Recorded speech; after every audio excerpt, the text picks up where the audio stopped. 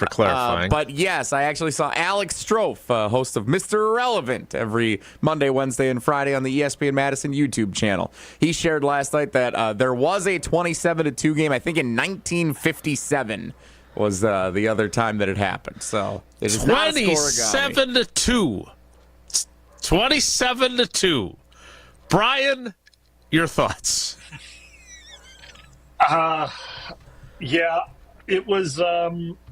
It wasn't a great watch, and I think that's being very kind about it. Obviously, you said it to open this whole thing.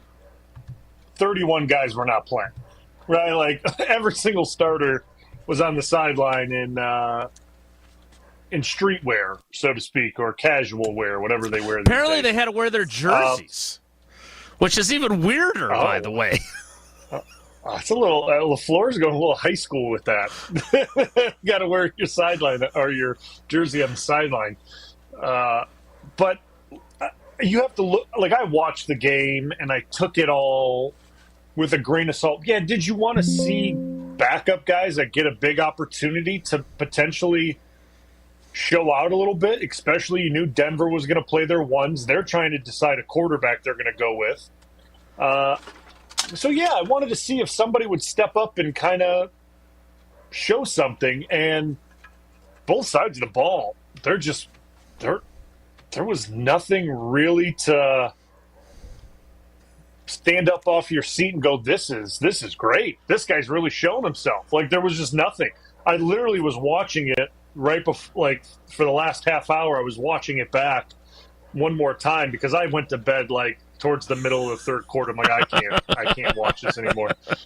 And like, so like I was actually watching it back from the start again, just to make sure that I wasn't like delirious last night when I was watching. The game started at 8 here. So like, I was like, all right, let me double check, make sure I wasn't overblowing this. And I wasn't. It just, I think the tone kind of set, because I was on Packers Twitter the day of the joint practice, and it was not good. No. Right? Like, I think we can get into that a little bit later. Mm-hmm. But Packers Twitter was not very positive about this joint practice, and LaFleur kind of said that after the joint practice, and it looked like it carried right into the game as well. So, wasn't a great trip out to Denver for Green Bay the last few days, is what it appears, and the game kind of shows that as well. All right, so, Jesse, I want you played a clip in, and we'll get to positives and negatives. The positives list will be a little slightly shorter than usual. Maybe we can find one or two, though. And the negatives list will be long. But I want to start with what Matt LaFleur said last night, because when I heard him say this, I was like, oh, wait a minute now. You can't possibly be surprised that this went as poorly as it did. Maybe you weren't expecting it to go this poorly, but you played. So 31 guys didn't play. I would say 6 of them would qualify as not playing due to injury, and 25 were healthy scratches. I mean, Jordan Morgan, for example, would he have played? I'm not sure. I wasn't in Denver, so I don't know if he did much or any 11-on-11 during the practice with the Broncos on Friday, coming back from the shoulder injury. Okay. Would Tucker Kraft have done 11-on-11 in the practice? I think so, but would he have played? Maybe they wouldn't have. So, still, 25 guys. I mean, your 4 top wide receivers, your starting quarterback, your 2 top tight ends, your entire starting offensive line. It appeared to me that the only starters that actually started were Javon Bullard at safety, and he was more of a nickel guy anyway because Keyshawn Nixon didn't play, and Eric Wilson, who I would assume they're hoping, no offense to Eric, but they're hoping they will replace sometime during the season with either Tyron Hopper or Edgerrin Cooper, their draft picks. And so when you do that, you have to know that when the other team is playing its starters for multiple series, you're probably going to encounter some troubles. But Matt LaFleur actually questioned his players' effort and grit after the game. Here it is from Packers.com. you got to check yourself every play. Are you giving your max effort? Are you straining the way that we want you to strain? Is the style of play what we want to see? So I think it'll be a good opportunity for all of us to kind of evaluate and see the guys that really want to put it all out there for not only for themselves but for the team. So Bryan, there was another clip in there too because I watched him on the streaming after the game, where he basically questioned too whether they responded after getting their butts kicked in the joint practice. Like, he acknowledged that they got waxed in the joint practice. But when you hear him say that, I'm sorry, I have a hard time believing that guys that are trying to keep their NFL dream alive, that are trying to make the roster, aren't playing with effort. And I know you didn't get to you went to bed in the third quarter, which I wish I could have done. But I find it very hard to believe that the guys that are trying to make this roster weren't trying and weren't playing with effort. Do you think that is the sound of a coach more likely pissed off that they didn't perform well in the joint practice and then got their butts kicked in the game? Questioning his players' effort was a surprise to me. Yeah, I think you're right on that. I don't think guys, like you said, that are fighting for their NFL careers or, even to get on a practice squad potentially, right? Like, guys that are trying to survive in this league are going to give subpar effort. Like, I don't know if I'm totally there, but I think this is a case of it boiling over from joint practice. I mean, I think he was really upset with the way the team performed, and then he saw more of that in the game, which, listen, the NFL, yes, there's a lot of parity in the NFL, right? Like, teams are closer now that they've ever been. Yeah, there's some outliers, but, like, teams are close. So when you decide that you're not going to play a single starter and a team plays all their starters, your twos are not going to be able to keep up because it's just the way the NFL is. Like, there's not enough good players. All the good players are starting. And that's really cut and dry. The good players are your starters, and then the reserves behind them are guys that you may need in a pinch that can fill in for a couple series, maybe to finish off a game. They're not the guys you're going to put out there to win a game or be highly competitive in a game. So that's why that game went the way it did. And it's not taken away from saying that we have terrible backups, they don't belong. Like, that's not what it is. It's just when you don't have any of your studs out there to cover up some of the guys that have weaknesses that aren't high-level performers like your starters are, it makes it, you see the performance that you did. So I think this is more him being a little hot over what happened in the joint practice, and then the way, like you said, kind of getting whooped up on in the game. And it just – I think he was sending a message to the entire team, not just the guys that played, but that was a message to everybody that we're going to evaluate that tape from, joint practice, game, and we're going to see the guys that want to be out here. And it's okay. Like, it's not a panic mode or anything like that, but it's certainly, like I said last week with Homer, like, this is a way you gauge where your team's at in these joint practices. And there's no way that he's happy with the way that joint practice was, with how he's gauging his team and where they are at in camp. So I would expect a little more intensity this week throughout practice as this next joint practice approaches with Baltimore, because, well, by all means, I'm not saying Denver's not going to be a playoff team, but we know Baltimore's definitely going to be a playoff team. And you want your team to get up for a team like Baltimore, that these are playoff teams. Like, they're coming to joint practice. Baltimore's not coming to, shake hands and talk about how your camp's been. They're coming here to do a job, especially with Harbaugh and the way he runs his operation. Like, these guys got to be ready. So this week of practice, I would imagine, is going to be intense leading up to this joint practice with Baltimore.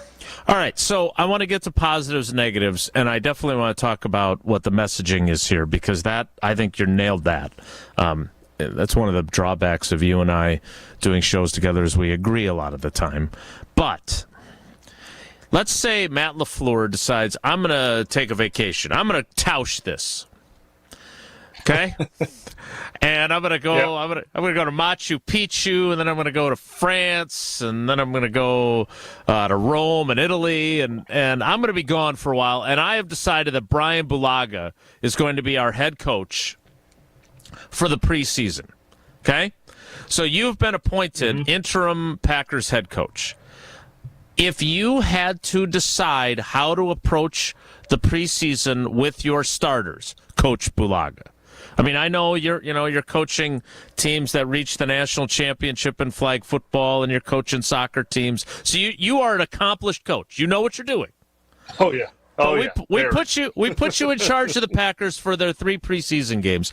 How are you playing your top line players? Because again, and I understand that you can't live this way in the NFL, but having been in Pittsburgh for Jordy tearing his ACL, I am Ted Thompson Jr. I am bubble wrap these guys. Let's get to the season when it counts. And if we start a little sluggishly, we'll make up for it by playing well down the stretch. I am not losing one of my best players to a torn ACL in a game that doesn't count in the standings. I hope I don't lose any of them to injury, but I definitely don't want to lose them in a game that doesn't count. So I don't give a damn if we get run out of the gym by the Denver Broncos. But Matt LaFleur clearly did. So now, Coach Bulaga, you got 3 preseason games. How are you deploying your starters? Yeah, I mean, I think what he did in preseason 1 was good, right? A series. And that's fine. Your team does well, or your starters do well. They go down the field, score. They hold, Cleveland, what was it, a field goal? Or is it, I don't even know what it was. I've forgotten. That's how irrelevant that game even was, because you were going against that team's twos, right? Right. You go into the second week, and you got a joint practice with Denver, which, by all means, you want to treat that as essentially the preseason game. And you want to see how your team is. Now, prior to that, I probably would not have said to my team, I probably not would have said it to the media that they're not playing, right? The minute you tell any team, whether it's a veteran or a young team, you're not going in this game as early as he did, there's a potential lack of focus then going on this business trip. Because that's what it is. It's a business trip, whether it's preseason or regular season. It's always a business trip. So I would have probably held off on telling the team, or the starters at least, I guess there's some veteran guys,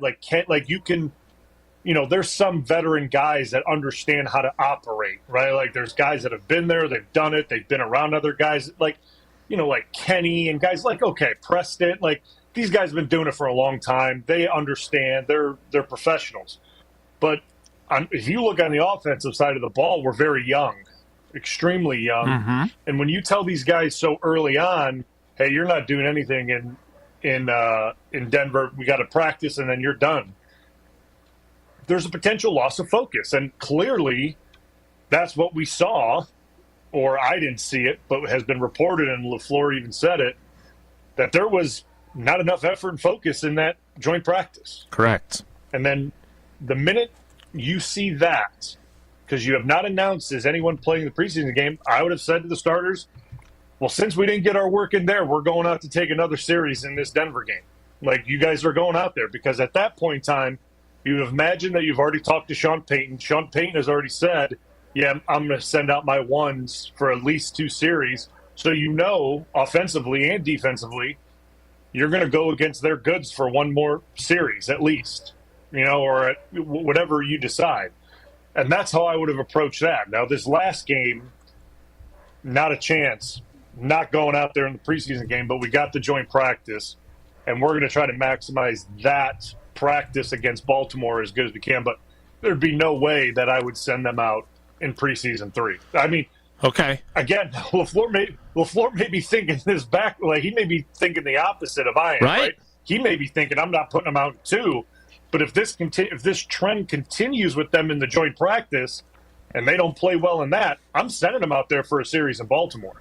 They're going to play in Lambeau. he could be thinking about it the other way, but that's kind of the way I would have approached it. And we'll see what he does. But I don't know if I remember when we were playing and we did the joint practice with Houston. We had a good idea. We were probably not going to play in that preseason game, but he didn't tell us anything, I think, until the night before we were told, hey, you're not going to play.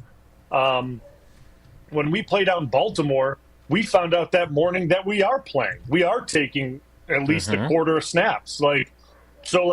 You get kept on your toes. And I know when it was McCarthy and Campy, we didn't find out till probably, like I said, the night of or the day of, like, hey, you're not taking any snaps or you are taking snaps. So, they made us feel like we always had to be ready and prepared and treat this thing like we're going to play. And maybe that was something Matt could learn from. And again, I don't know what the mentality of the team is. Clearly, he didn't like it in the joint practice, but maybe learning that you can't give these guys such a notice so far in ahead that they're not playing, that potentially they go on this trip and they lose a little focus in the actual joint practice where you wanted to get the bulk of your work. So that would probably be the way that I would approach it. But yeah, this last week, they got to get their work in against Baltimore in this joint practice, because I wouldn't send them out on the field.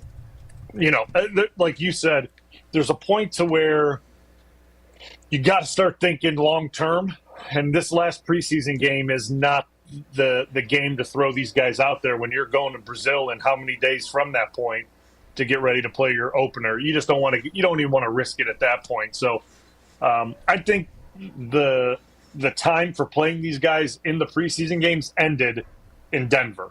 Like that was the end of it, and now they got to get their work in this week and against Baltimore in the practices.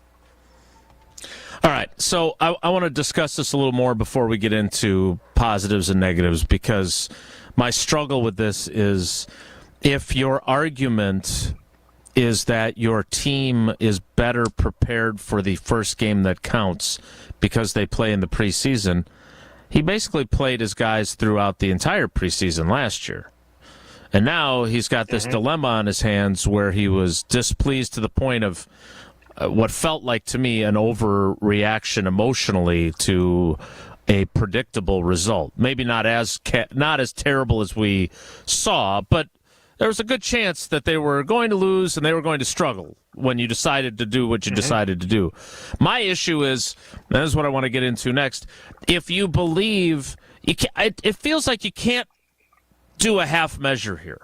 If you come out and say that you believe having your guys play in preseason leads to better performance in the opener, you can't have your offense play 3 snaps on August 10th and then not play in another game until you're in Brazil on September 6th. I don't think those 3 snaps carry all the way almost an entire month before you get to Brazil. So I want to talk a little bit more about what's coming up this week. I also want to understand, if you're willing to take on the risk, then how do you go about, when do you take the risk? Because either you're taking the risk or you're not, right? And on top of that, I just looked it up. You're right about 2019. There were games where Mike McCarthy, from my recollection, didn't tell you guys that you weren't playing until you got done with warm-ups. Like, he would send you guys out there to prepare as if you were playing, and then, oh, by the way, you guys are out tonight. So that's correct. I think that would make more sense. We'll get into that a little bit more. Bryan Bulaga is our cousin sub of the day. I just don't understand this. And now you've put yourself in a position where, do you really want to go into the regular season with them not having played and you being pissed off at them in Denver and then not playing them in Baltimore, no matter how this joint practice goes on Thursday? We'll talk more about that coming up. Then we'll get to your positives and negatives. If you want to text in yours, you can do that now, and then we'll take calls later. 844-770-3776, 844-770-3776. Dissecting the Green Bay Packers' 27-2 loss in Denver. Next, it's Wilde and Tausch. This is Wilde and Tausch. Wilde and Tausch is presented by Pella Windows and Doors of Wisconsin. Call Gina Della from Pella at 855-PELLA-WI or visit online at PellaWI.com/radio. It's still summer in Wisconsin, and Wisconsin Harley-Davidson in Oconomowoc has you covered for fun in the sun. From bike nights to Saturday rides, or maybe just some retail therapy like a new motorcycle, or just a little something for yourself, there's always something going on. Check out Wisconsin Harley-Davidson at WISHD.com and like and follow them on Facebook, Instagram, and online at WISHD.com. Don't just see the world, feel it. Right here, right now. Wisconsin Harley-Davidson, your destination dealer. Pain from arthritis is just awful. Bone on bone, constant pain. It robs you of so much of the things that you love to do. But there are effective ways to deal with that pain. I'm not talking about drugs or surgery. Hey, this is Brad Nortman. There are new cellular therapies that can get you lasting relief. The place to go? QC Kinetics. QC Kinetics uses cutting-edge treatments that accelerate your body's own healing properties, revitalizing your joints so you can move again. If you're living with chronic pain from arthritis or injury, you need to know that steroids and surgeries and pain pills are no longer your only option. Learn how QC Kinetics can use advanced regenerative medicine to treat the pain, enhance your joints, restore mobility, and give you long-term relief with no downtime. QC Kinetics is ready to help you get your life back. This is the future of medicine. Call for a free consultation. 414-285-3474. 414-285-3474. That's 414-285-3474. For love of the game. There's nothing like being selected to the Olympic team. And love of their country. Championship of that level, gold medal, means more. Tune into Behind the Bucks on the Bucks Plus Audio Network. Inside stories from Buck stars on the agony and triumph of competing to win it all at the Olympics. It's Behind the Bucks, presented by Gallagher, your trusted insurance broker and HR and benefits consultant. Available now on bucks.com/plus, the Bucks app, and streaming wherever you get your podcasts.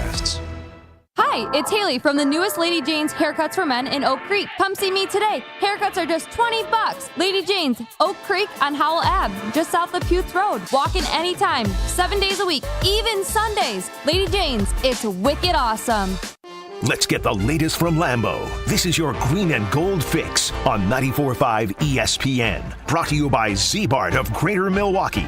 Want that mirror finish on your car? You need Z-Gloss by Z-Bart. Z-Gloss is a 3-layer ceramic coating that not only gives your car that mirror finish, it protects it from everything that Mother Nature can throw at it. Visit ZBart.com for more information. 31 players on the Packers roster not dressing for game number 2 of the preseason on Sunday night in Denver, and that resulted in a 27-2 loss to the Broncos. The scoreboard isn't exactly what Coach Matt LaFleur was upset about. It was about the lack of production. Offensively, just want to see more fight from our guys. That was frustrating, just the lack of ability to move the football, both in the running game and in the pass. And the next chance to reevaluate any game scenario will be joint practices with the Baltimore Ravens this week before the final preseason game on Saturday afternoon at Lambeau Field. This has been your green and gold fix on 94.5 ESPN. Brought to you by Z-Bart of Greater Milwaukee. Finally, warmer weather, green grass, birds chirping. Don't spend your weekend surrounded by all that junk. Get your free, no obligation, same-day estimate from Two Men and a Junk Truck. You'll restore your sanity and reclaim your space when Two Men and a Junk Truck pulls in your driveway. Visit twomenandajuncktruck.com for your free, no obligation estimate today. Keep what you love, ditch what you don't. If only life had a remote control, you could pause or rewind. Well, life doesn't always give you time to change the outcome, but prediabetes does. Take the 1-minute risk test today at doihaveprediabetes.org. Brought to you by the Ad Council and its Prediabetes Awareness Partners. Wilde and Tausch is presented by Tito's Handmade Vodka, America's original craft vodka produced in Austin, Texas, and naturally gluten-free. Tito's Handmade Vodka.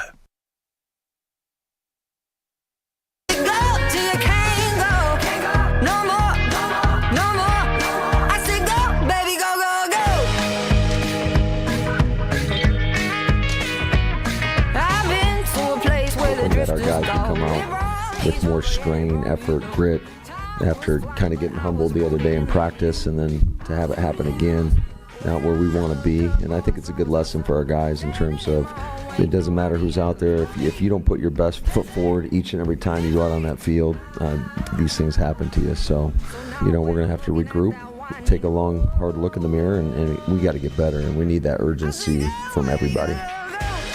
That is Matt LaFleur. All right, so that's a separate quote from the first one we played, Bryan. And now he's talking about how they got humbled on the practice field, and then it happened again in the game. So does that solidify our position that he's more pissed at how poorly things went in both instances? I have a hard time believing that, Kalen King, who's trying to make this team, isn't trying. Like, I don't see that. I see that as a frustrated coach. Yeah. He's mad about practice.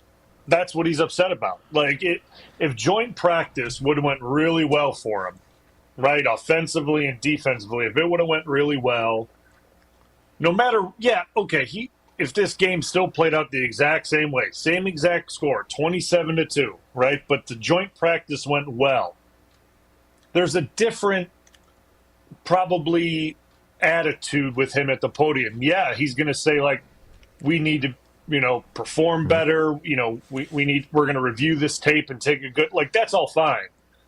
But it would have been a little bit of a different, feel to the press conference than it was because they got blown out in joint practice too. So all those two things combined, you get these types of reactions and sound clips from him. And I understand, like, you go on this trip and you tell your starters you're not playing the game, but we need you to get your work in the joint practice, and then it doesn't go well at all. And then in the back of your mind as a coach, you're thinking, did I make the right decision telling these guys this? And now they're not even playing this game when they technically didn't do what they needed to do the other day. Like, did I make, like, you start to question yourself a little bit. And LaFleur, from my experience with him and, talking to him and knowing him and even being back with him last year during the few days I was there with the team, like, he's very sure of himself. Like, he's got a good plan. He knows what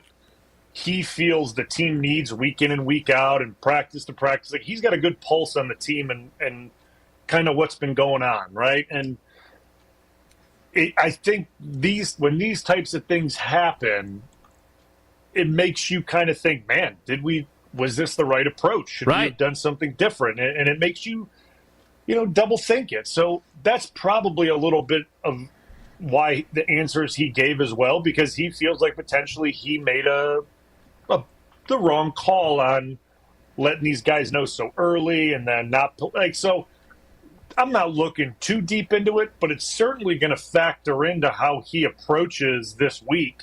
For sure. I think there's going to be a different conversation in these meetings, in the team meetings, in the offensive meetings. There's going to be different conversations about what the expectations are on Thursday and then what could potentially happen if Thursday doesn't go the way, the coaching staff and himself want it to go. Because, ready or not, week one's coming, right? Like, there's no, like, hey, we need an extra week. It's going to be here, and you got to be ready to play. And in the back of his mind, he understands it because this first week for them of the regular season is going to be messed up too. They're traveling internationally. Their practice week is going to be condensed, and there's a lot of things that get thrown off when you travel in these international games, especially when the game's on a Friday, right? You don't get your full week of prep, and you're traveling, and there's a lot that goes into it. So he's feeling like, man, we really got to start getting this thing together and gelling, and however we need to get that done, we need to figure that out in these next few days before Baltimore gets into town, because after Baltimore leaves, like, it's just you and your practice squad, and that's it. And that's how you got to get ready for week one. So it's I'm not saying like I'm panicked by any stretch of the imagination. Like, I'm not concerned about the team and the guys and the perform. Like, do I think the joint practices are important? Yes. And so does he, because it gives you a real-time gauge of where your team is at against other ones. and you get to see that they probably ran 50 plays or so, whatever it may be. So in a game type script, you get to see it, not full game type script. Like obviously there's more control over this situation, but it gives you an idea. So when that doesn't go the way you want it, yeah, you start to get a little antsy with it. And to me, I'm not a coach, so I'm not feeling a certain way. I still believe in the guys that are there. Like, I feel really good about the team, actually, whether the joint practice went well or not. But it gives you a little, peek behind the curtain of what's happening and where they're at right now as a group. And it kind of speaks to where you had been talking about earlier on in camp, where the defense had been getting the better of the offense throughout the entire training camp. And that was ones versus ones, right? We see our offense take the field against the Browns too. Sure, yeah. They go right down the field in 3 plays. That's great. But now we get to a joint practice against another team's ones, and it struggles a little bit. So it's letting us know a little bit what's going on offense. Now, defense, I didn't read enough about or see enough reporting about what happened with our defense against the Broncos. I think Bo Nix got him a few times based on what I was reading from the Athletics Broncos writer. And here's the thing. All right, there's a couple of moving pieces here. All right, first of all, what in the name of Gerhard de Beer, who started at right tackle in 2019 in Bryan Bulaga's place against the Houston Texans, was he thinking by telling them ahead of time that, hey, just give me your best effort in the joint practice and you guys aren't playing. I've already made up my mind. If he had a do-over, he would have said, hey, I haven't made up my mind yet. We're going to prepare like you guys are going to play. We'll see how things play out. We'll see how the joint practice goes. Because you know that there's part of him that's pissed that he didn't have that club in his bag. Because after things did not go well on Friday, down deep inside, he's like, well, damn it, I should be playing these guys now in the game. Right? So that's one. Mm-hmm.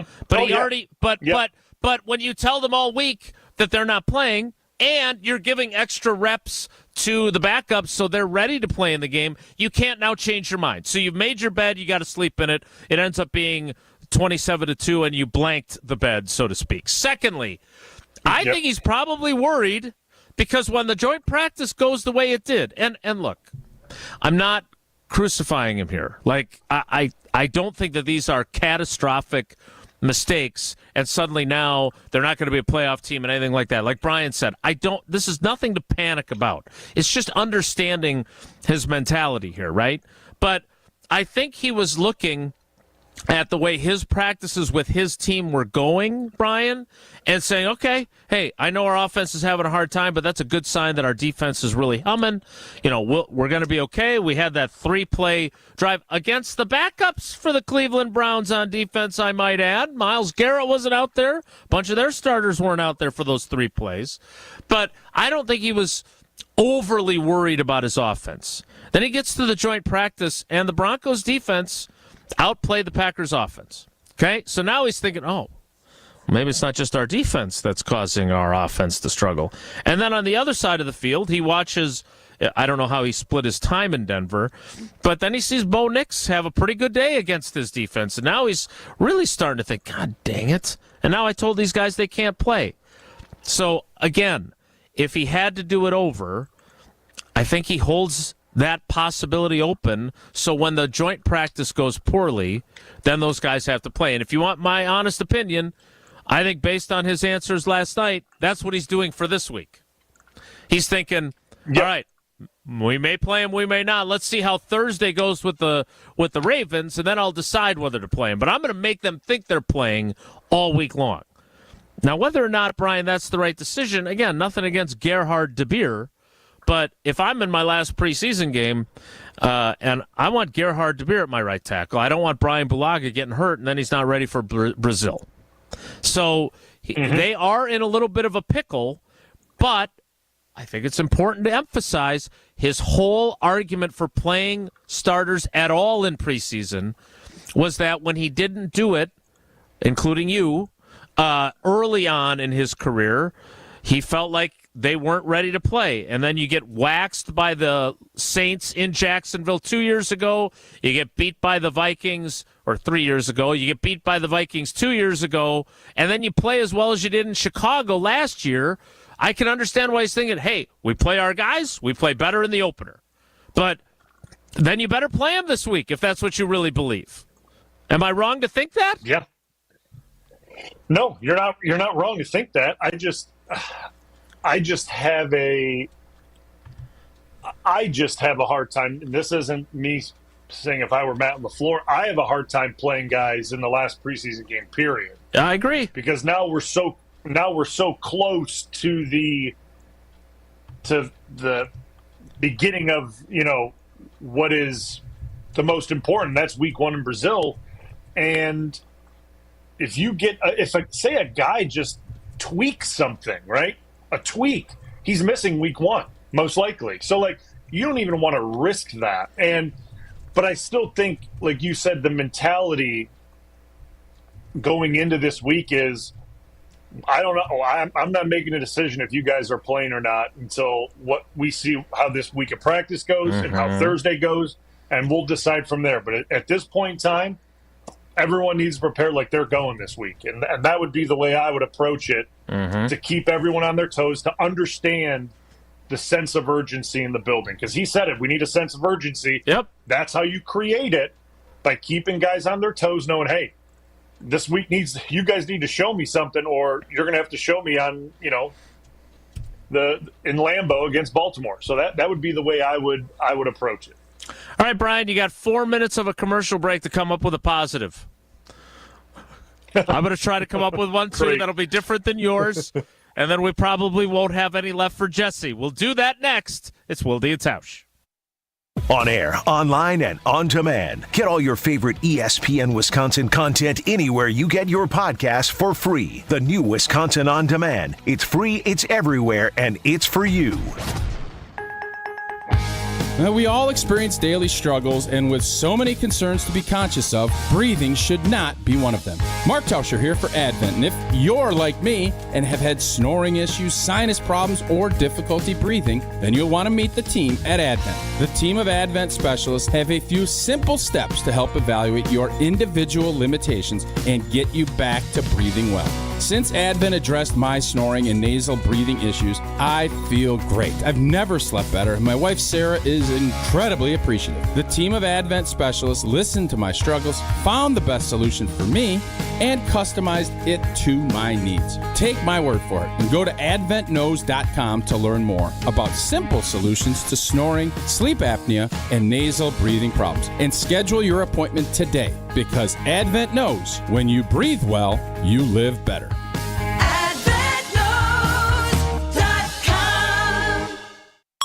An ESPN Radio Extra Point with Chris Carlin. Pretty long term, the assumption has been there that next year he is going to get paid. Is that definitively going to be the case? We don't have a sample size that's even requisite about what Purdy looks like without Brandon Ayuk if he is gone. They've played one game without him, and that was against the Giants. So am I supposed to take success seriously for Purdy without him at that point? I can't. But I do think that there has to be an acknowledgement on this front. They have been incredibly lucky, Joe. They have been incredibly lucky to find this guy. And while they might be hesitant to pay him, all you got to do is look around and understand about the other guys who have gotten paid. And when you sit and wait to pay somebody, as opposed to paying them early, usually paying them early works out better. Need assistance with door and window projects? The Home Depot can help. From inspiration and materials to ordering and installation, our free Millwork virtual apron service can get you moving and doing. Plus, we speak Spanish too. Our associates can help you tackle complex jobs without you leaving the job site, saving you time and money. Call us at 1-833-HD-APRON or visit homedepot.com/MVA. The Home Depot, how doers get more done. You've got to watch your NFL team every Sunday, and Verizon's got you covered for all your team's out-of-market games every Sunday afternoon. Come on! From kickoff to sign-off, from first downs and touchdowns That's right. to turnovers. No! go! And overturned plays. After review, the pass was incomplete. Nice! Let's go!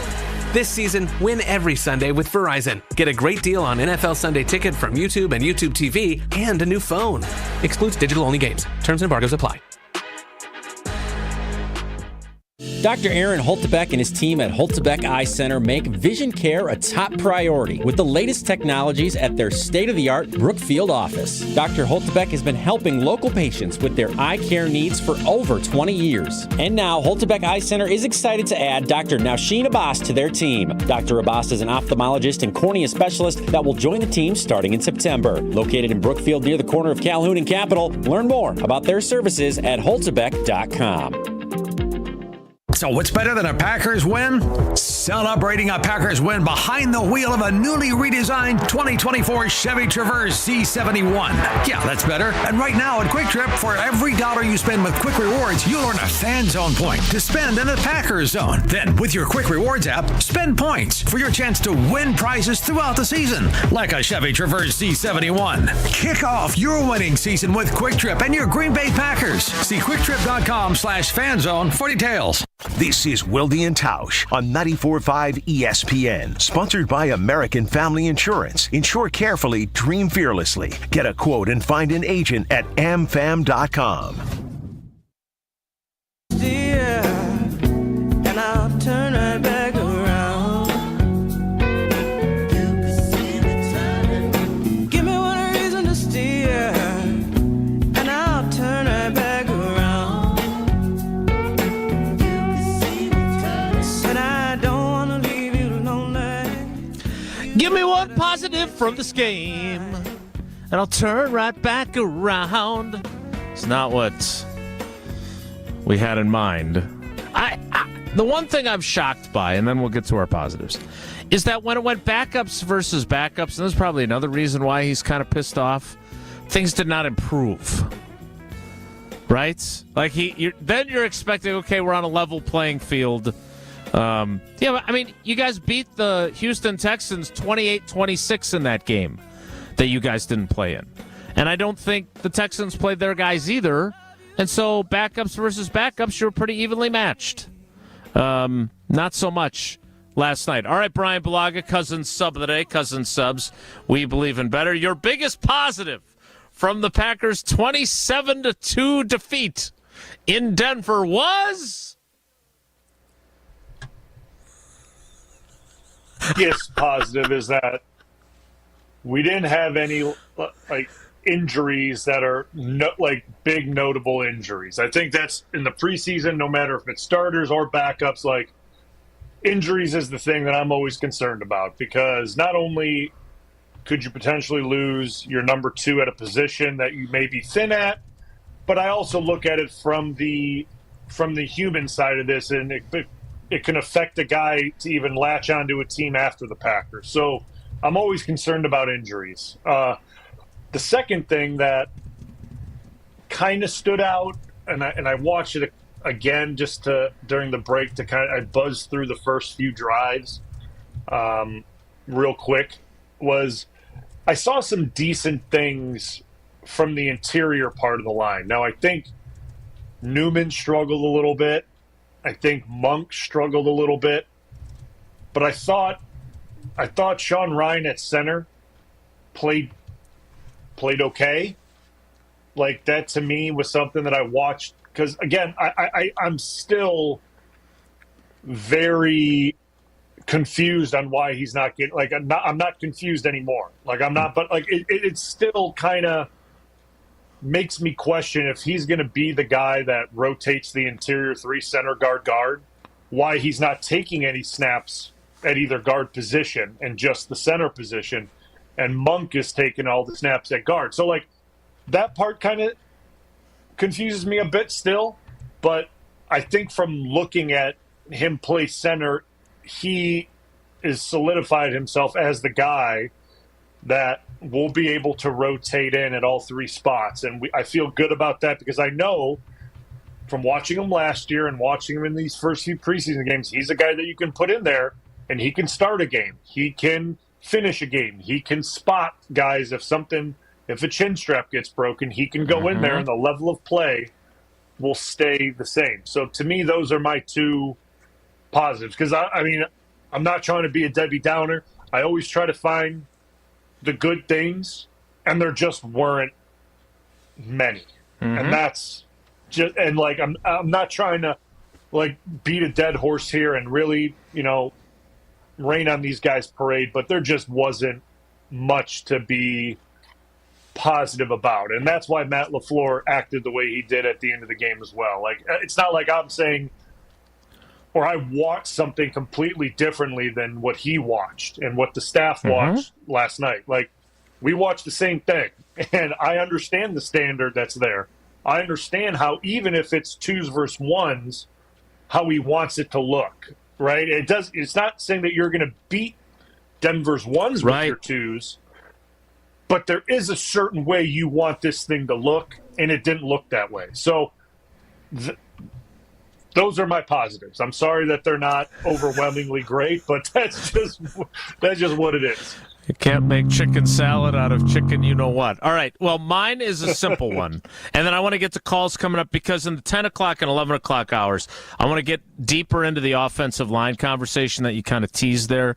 They're clearly trying to get Sean Ryan into good condition by playing him more, right? I mean, he played about half the snaps last night. He was done at halftime, but they played him more than they played Andre Dillard, right? So they want to make him play more. So that the line stuff, I want to get into that. And I think in the 10 o'clock hour, the first place I want to go is backup quarterback, because I do think that is another conversation.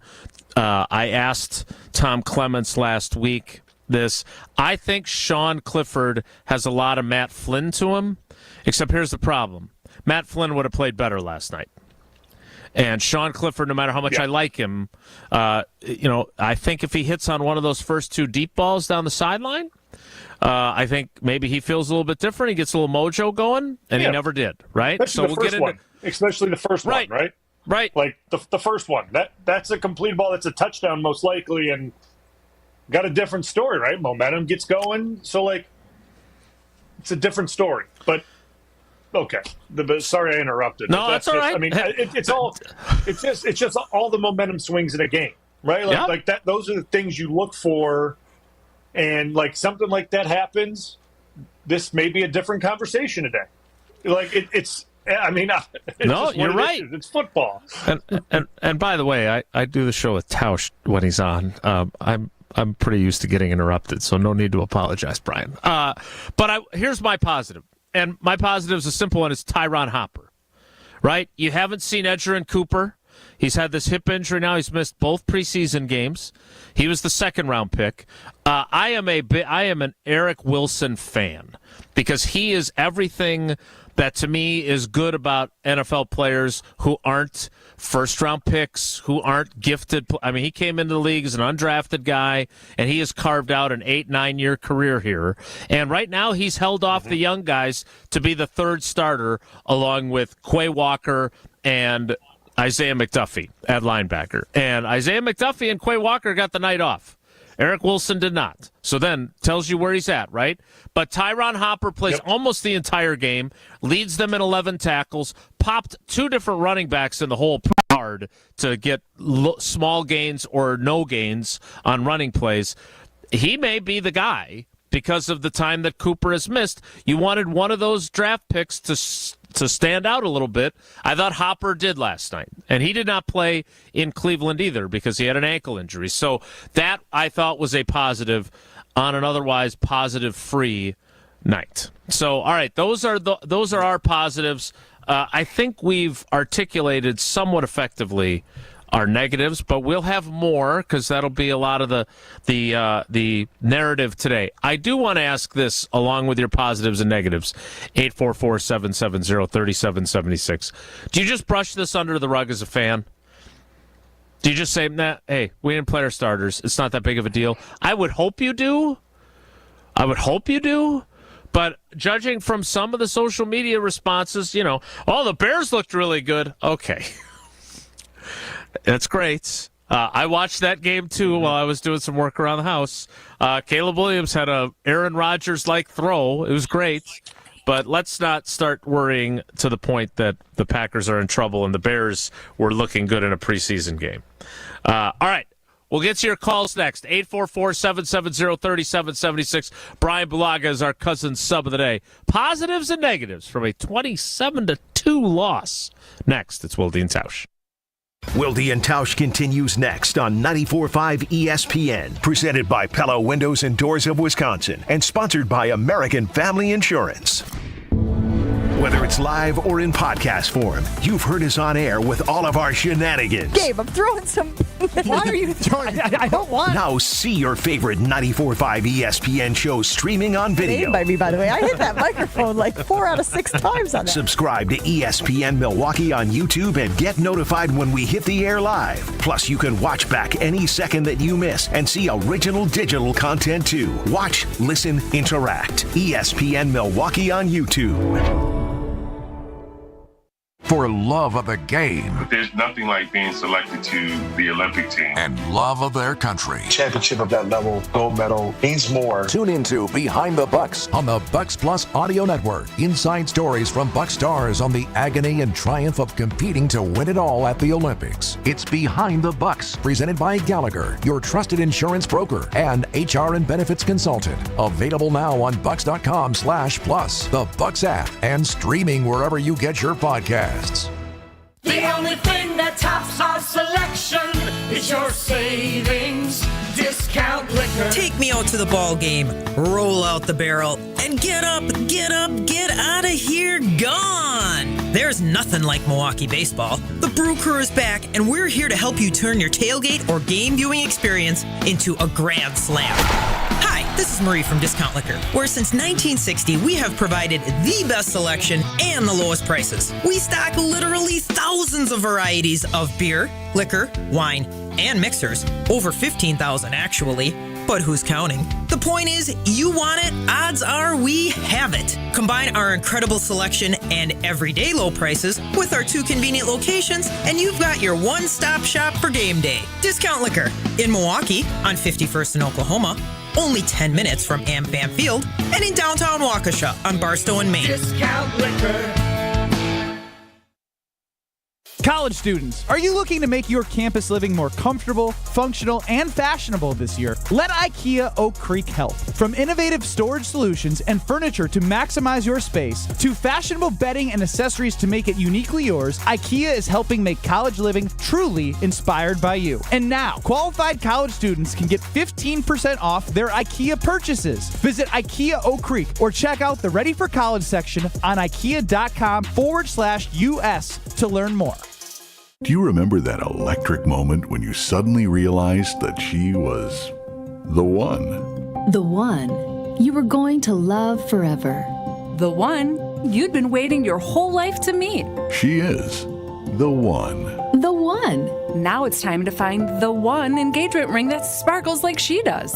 Come to Kessler's Diamonds. We have a collection of incredibly special diamond engagement rings called the One Collection. You need one special engagement ring for the one woman you will ever love. Kessler's Diamonds is the one jewelry store where you can find the One Collection. And Kessler's is the one store that offers the world-famous, no excuses, no fine print, lifetime warranty on every diamond engagement ring we sell. We have the freedom to do this for you because Kessler's Diamonds is the one diamond store owned by its employees. The One Collection starts at just $550. Welcome to Kessler's. Find the Kessler's nearest you at KesslersDiamonds.com.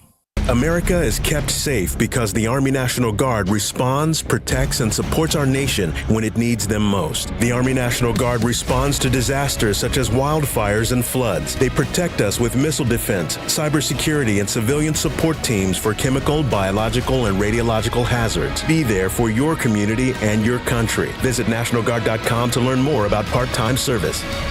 Sponsored by the Wisconsin Army National Guard. Aired by the Wisconsin Broadcasters Association and this station.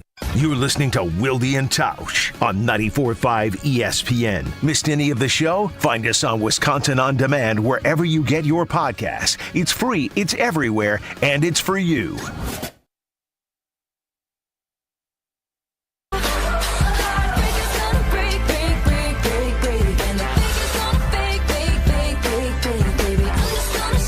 844-770-3776. 844-770-3776. We'll get to your calls here right now. Not only positive, negative, but how do you process this? Are you just flushing this as a fan? I would think that would be the wise way to go. Clearly, Matt LaFleur is not, but he's not a fan. It's his job to get these guys ready for Brazil and for the Philadelphia Eagles. Let's go to the phones. Let's start with Jeff in Milwaukee. Jeff, thanks for holding on. Good morning. How are you? Good. How are you guys? We are better than the Packers were last night. A couple things, then I just wanted to offer a comment, if I could. So the positive is, to me, I don't know if you guys noticed this, but my positive is, what's Monk's first name? The Jacob. Guard? Jacob Monk. Did you see the hustle when Clifford threw the interception? He is the guy that tackled the defensive back on the 10-yard line. Mm-hmm. He came from the offensive line position. I was completely impressed with the effort that guy put through on that play. I think that was a real positive and says a lot about him. I think he's going to be a very, very good player, but he ran down and tackled the defensive back. Incredible effort on his part. So that was my positive. The negative is, Matt LaFleur can get as upset as he wants at the players. You guys, this is completely on him. It's the job of any leader to set the tone, and he didn't. And he can be mad at them, but he needs to be mad at himself more than anybody else. I just think he blew it in this case in terms of setting the tone for the team. And like I think Bryan said, you know what? I know they're all professionals and everything like that, but you gotta keep these guys on edge. It's just what you need to do. And he didn't do it, and so that was the negative. So that was that.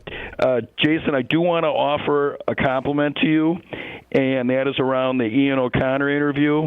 As you know, I've listened to the show at times. I think you can really be a Rodgers apologist. I think you did an amazing job on that interview. I think it was fabulous, and you did a really, really great job. I just wanted you to know that. That didn't sound like a compliment at the beginning there, but yes, thank you. I appreciate that. Well, I mean, look, don't you want your listeners to be honest, right? I mean, I absolutely no, I do. Sometimes I do. No, I definitely do. Thanks for the call, Jeff. We appreciate it, and thanks for the compliment. Look, I think Jeff's point about the negative with LaFleur is what we were discussing, right? I mean, I think. And look, my first year as our primary beat writer for the State Journal was 1999, and that was Ray Rhodes' first year.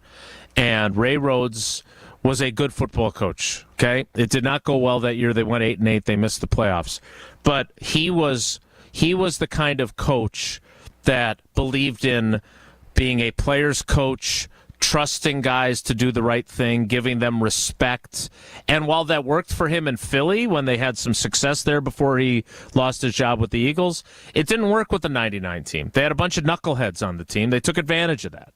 Okay? And so I'm not saying that this group is a bunch of knuckleheads. What I'm saying is this group is young. And you can't treat them like Bryan Bulaga in year 11. You can't do that. They're not ready for that yet. And so If there is a critique to be made about his approach, it's what Bryan made the point of at the very beginning of the show, and you were right on point with it. You had to keep him on edge. You had to make him think, hey, maybe you're going to play, maybe you're not. Because maybe then they don't suck or whatever they did. I wasn't there. But just judging off of Matt LaFleur's reaction, they were not good enough in the joint practice. And he has to be asking himself, had I let them think they were also going to play in the game, would they have busted their asses more in the joint practice? Would I have had that carrot to say, hey, you guys, if we're really good in the joint practice, you guys maybe we won't have you guys play. But you guys have to bring it in the joint practice. Maybe that would have worked with the young team. I don't know. But the bottom line is they didn't get it in the practice.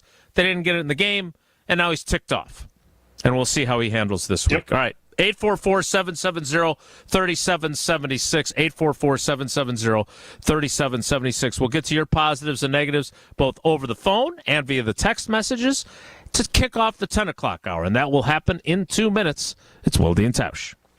Don't Hour of Wilde and Tausch, presented by Pella Windows and Doors of Wisconsin, is coming up next on ESPN Wisconsin, the ESPN app, and Wisconsin On Demand. ESPN Wisconsin's Mark Tauscher. Tito's Handmade Vodka is America's original craft vodka. In 1995, Tito Beveridge built his very own distillery and put his life savings into it. Since then, he's won the unanimous Judge's Choice Double Gold Medal at the World Spirits Competition, the Chairman's Trophy for World's Best Vodka Tonic, and many others. Tito's Handmade Vodka is still made on the same land where he started it, all in Austin, Texas. Distilled from corn and gluten-free. Visit us at titosvodka.com for recipes, videos, and more. Distilled and bottled in Austin, Texas. 40% alcohol by volume, namely 80 proof. Crafted to be savored responsibly.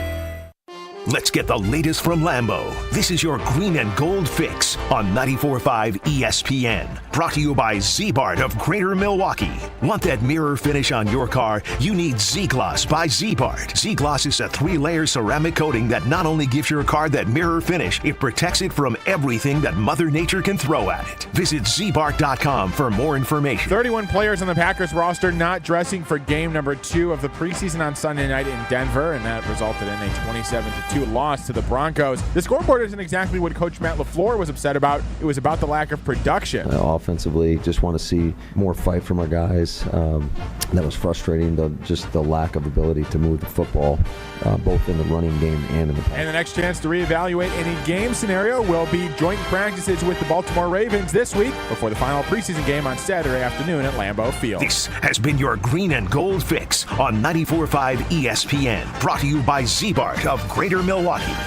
Hi, it's Haley from the newest Lady Jane's Haircuts for Men in Oak Creek. Come see me today. Haircuts are just $20. Lady Jane's, Oak Creek on Howell Ave, just south of Putes Road. Walk in anytime, 7 days a week, even Sundays. Lady Jane's, it's wicked awesome. Stay up to date on the green and gold all off season. The Green and Gold Fix podcast is brought to you by Potawatomi Casino Hotel. Luxury stay, elite play, unwind in sophisticated comfort. Win big, dine, and experience the events in Milwaukee. You're listening to 94.5 ESPN, WKTI and WKTI HD Milwaukee, a Good Karma Brands radio station.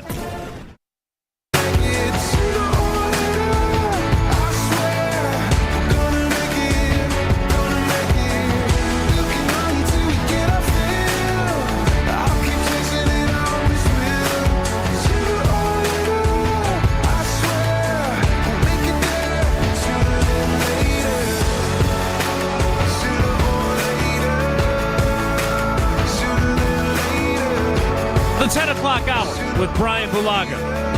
Our cousin sub of the day, cousin subs. We believe in better. The Packer ranter, who we always enjoy his tweets. They got a safety, and that's always fun.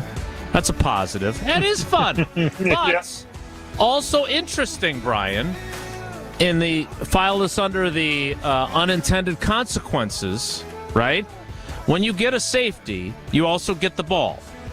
But generally speaking, as you're kicking off from or punting off, really, usually, right, after a safety, you're also going to get good field position out of the ensuing kick to your team.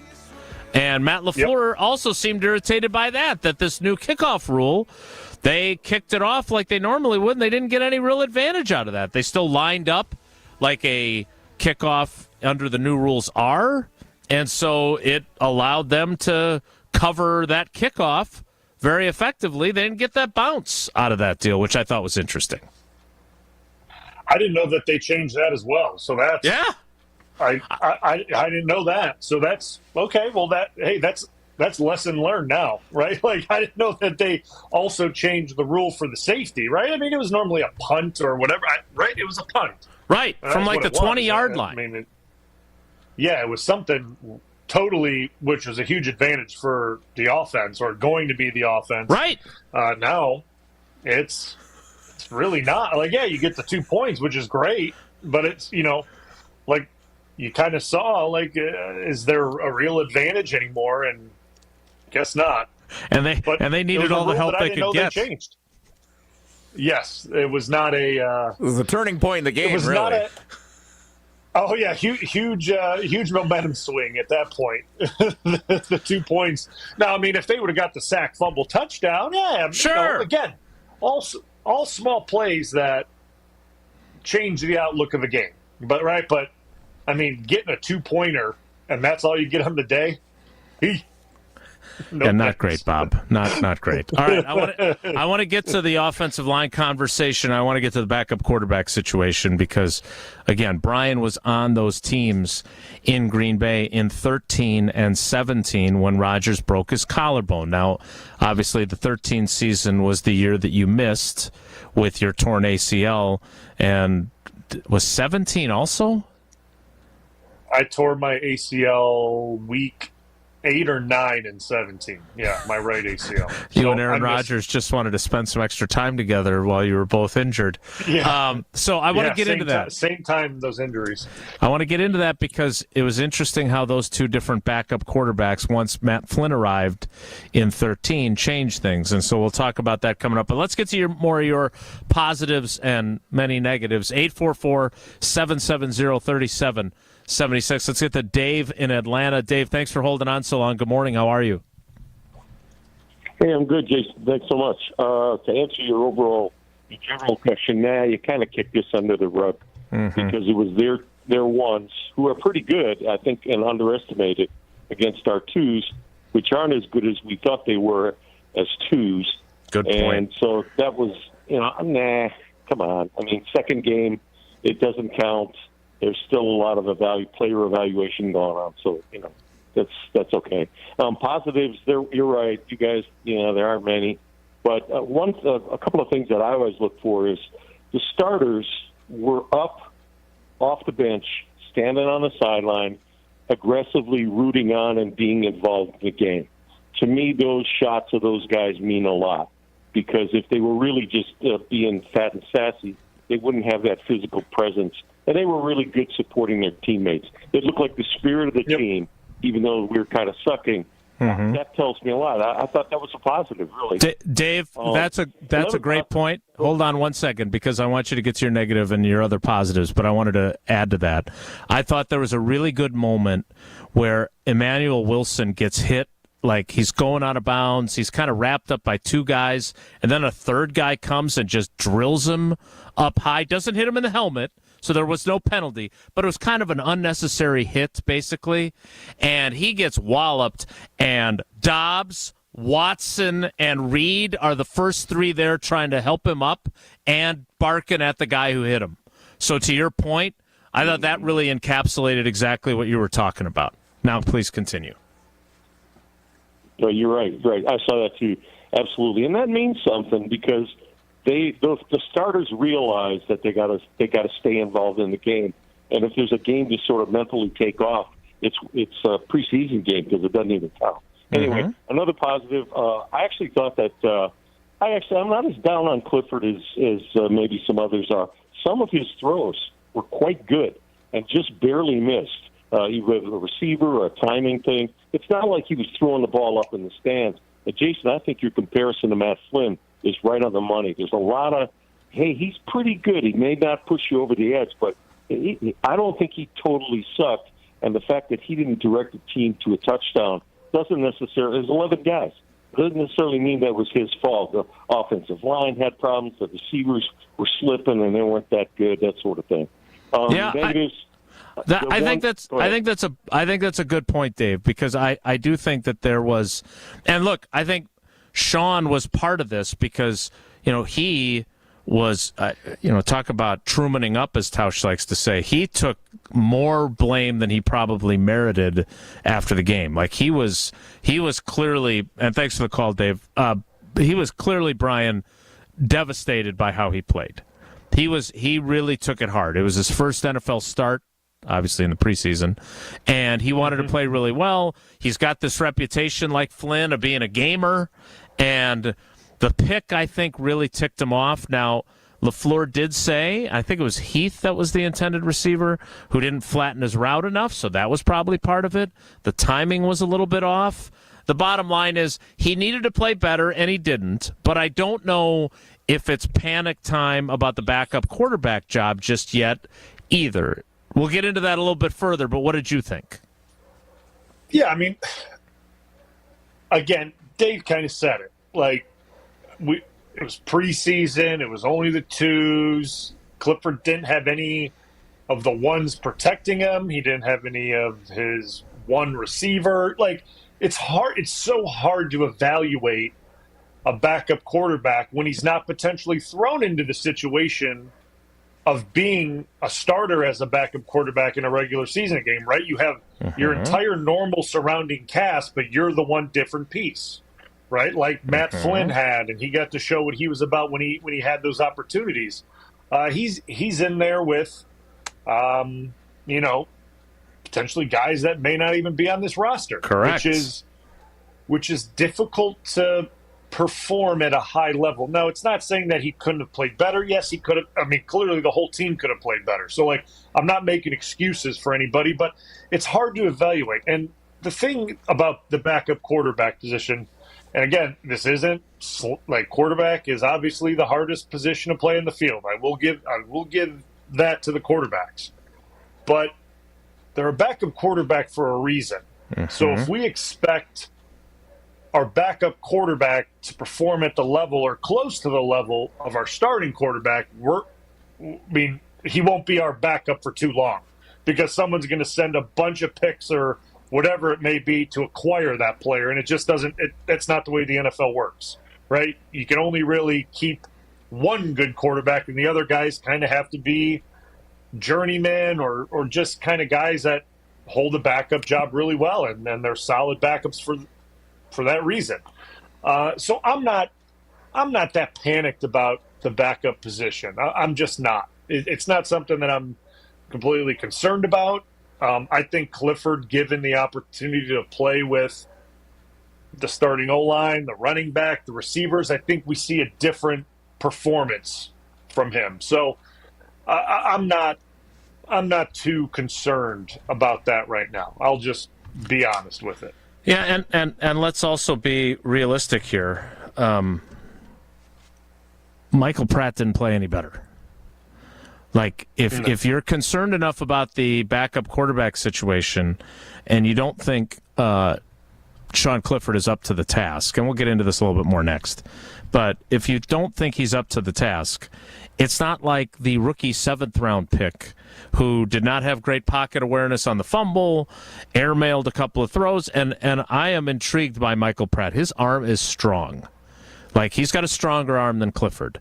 But do I think that if you had to choose tomorrow because Jordan Love gets food poisoning and can't play in Sao Paulo, that you're going to put Michael Pratt ahead of Sean Clifford based on what we saw? No, I don't see that happening. So now if you think you need to go out and maybe find a veteran who's out there looking for backup work, a Matt Hasselbeck type who had been a starter and then is, kind of available, that's a conversation we can have, and we'll have that coming up. But again, I don't think anything that happened merits overreaction. And I would argue that Matt LaFleur's tone after the game, Bryan said it, he was messaging to his team. But I also think for those of us that aren't on his team, it sounded a little overreactionary with the way he talked about grit and strain and all the things that they didn't deliver last night. We'll talk more about the backup quarterback situation coming up next. We'll get to more of your calls and texts as well as positives and negatives. 844-770-3776. Want to remind you that while things did not go well for the green and gold last night in Denver, they go well for you if you are a Packers fan banking at Associated Bank, especially if you have Packers checking. Now, you could be a Brewers fan and a Packers fan, and maybe you choose the Brewers checking instead. AssociatedBank.com/Brewers has all the details on the hottest team in baseball, or one of them, and the checking accounts that go with the Brewers. But if you are a Packers fan, at least you would know that despite a bad game last night, you still have the best customer service in the industry. You still get 10% off the Packers Pro Shop in-store and online, and you get all the other great perks that come with being an Associated Bank customer. So go to AssociatedBank.com/Packers to find out more. We'll talk more about the backup quarterback situation and Sean Clifford next. It's Wilde and Tausch. This is Wilde and Tausch on 94.5 ESPN, presented by Pella Windows and Doors of Wisconsin, and sponsored by American Family Insurance. The best source for every piece of NFL news you need to know. I cannot imagine that there's any way that he missed the game because he's unhappy that the game was on turf. I think that's preposterous to me. ESPN NFL insider Adam Schefter is on Jen, Gabe, and Chewy every Wednesday morning at 7:30. I thought they looked great. I got to be honest, I think that's what I kind of expected from the Packers. Presented by Orthopedic Associates of Wisconsin. There is a difference. Also sponsored by Construction Business Group and Island Resort and Casino. Hey, it's Gabe Neitzel from Jen, Gabe, and Chewy. You've heard me talk about the results mentality has had on my life, but don't just take it from me. Jason has had success too, thanks to mentality. My only regret is I didn't do it sooner. Knowing once again I've gotten the treatments done and continuing, I do feel, stuff does hurt a little bit more, but I'm 40, in my 40s, and that's going to happen. But again, the energy levels, it is above and beyond. Again, I'm back in that age where I'm like, this is amazing. Get started today at lowtusa.com. Hi, Drew and Jonathan Scott here, reminding you that American Family Insurance agents can help build a customized renter's policy so you can protect stuff like this, or this, or even this. Well, case in point. Life's better when you're under American Family's roof. Insure carefully, dream fearlessly. Get a quote and find an agent at amfam.com. Products not available in every state. American Family Mutual Insurance Company SI and its operating company, 6000 American Parkway, Madison, Wisconsin. Looking for a totally rad flavor adventure, brochachos? Look no further than Surfer Boy Pizza as seen in Stranger Things. Each mouthwatering variety contains rich tomato sauce, delicious mozzarella cheese, and a gnarly range of toppings. The crust is crispy on the outside and airy on the inside. You'll think it was hand-tossed by the Surfer Boy Pizza dudes themselves. Look for it in the freezer aisle at your local store and buckle up your taste buds with Surfer Boy Pizza. And now for the Pella Play-by-Play, I'm Jeff Levering alongside Gina Della from Pella. Thanks, Jeff. How do you say welcome? With a new entry door from Pella. Say it with color. Like baseball bat oak or foul pole yellow? Say it with class. Like following players' unwritten baseball rules. With clarity. Like a no-doubter shot off the scoreboard. And with this great deal, 0% interest for up to 60 months with no money down and equal payments. That's the ball game. A Pella walk-off. Schedule your free and home consultation at PellaWI.com. Certain restrictions apply. See 31/2024. The only thing that tops our selection is your savings discount liquor. Take me out to the ball game, roll out the barrel, and get up, get out of here, gone. There's nothing like Milwaukee baseball. The Brew Crew is back, and we're here to help you turn your tailgate or game viewing experience into a grand slam. Hi, this is Marie from Discount Liquor, where since 1960 we have provided the best selection and the lowest prices. We stock literally thousands of varieties of beer, liquor, wine, and mixers. Over 15,000 actually, but who's counting? The point is, you want it, odds are we have it. Combine our incredible selection and everyday low prices with our 2 convenient locations, and you've got your one-stop shop for game day. Discount Liquor in Milwaukee on 51st in Oklahoma, only 10 minutes from AmFam Field, and in downtown Waukesha on Barstow and Maine. Discount liquor. Hey, Badger fans, fall is right around the corner, and so is the return of Badger football. Experience the excitement of Friday Night Lights at Camp Randall Stadium on August 30th as the Badgers take on Western Michigan. Individual tickets start at just $35, with all-inclusive group packages still available. Visit uwbadgers.com or call 1-800-GO-BADGERS to secure your seats for the Friday night home opener of Wisconsin football on August 30th. That's uwbadgers.com or 1-800-GO-BADGERS. You're listening to Wilde and Tausch on 94.5 ESPN. Presented by Pella Windows and Doors of Wisconsin. Call Gina Della from Pella at 855-PELLA-WI or visit online at PellaWI.com/radio.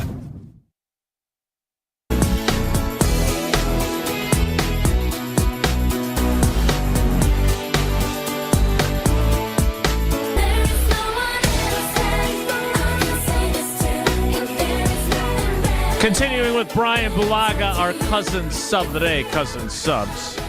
We believe in better. All right, Bryan, take me back in the time machine. Because you were a rookie in 2010 when Aaron Rodgers got that concussion in Detroit and didn't play in New England. You were out for the season, but you were still obviously paying attention to your team. I don't know if you were there for many. How many of the games did you go to in 13 while you were rehabbing?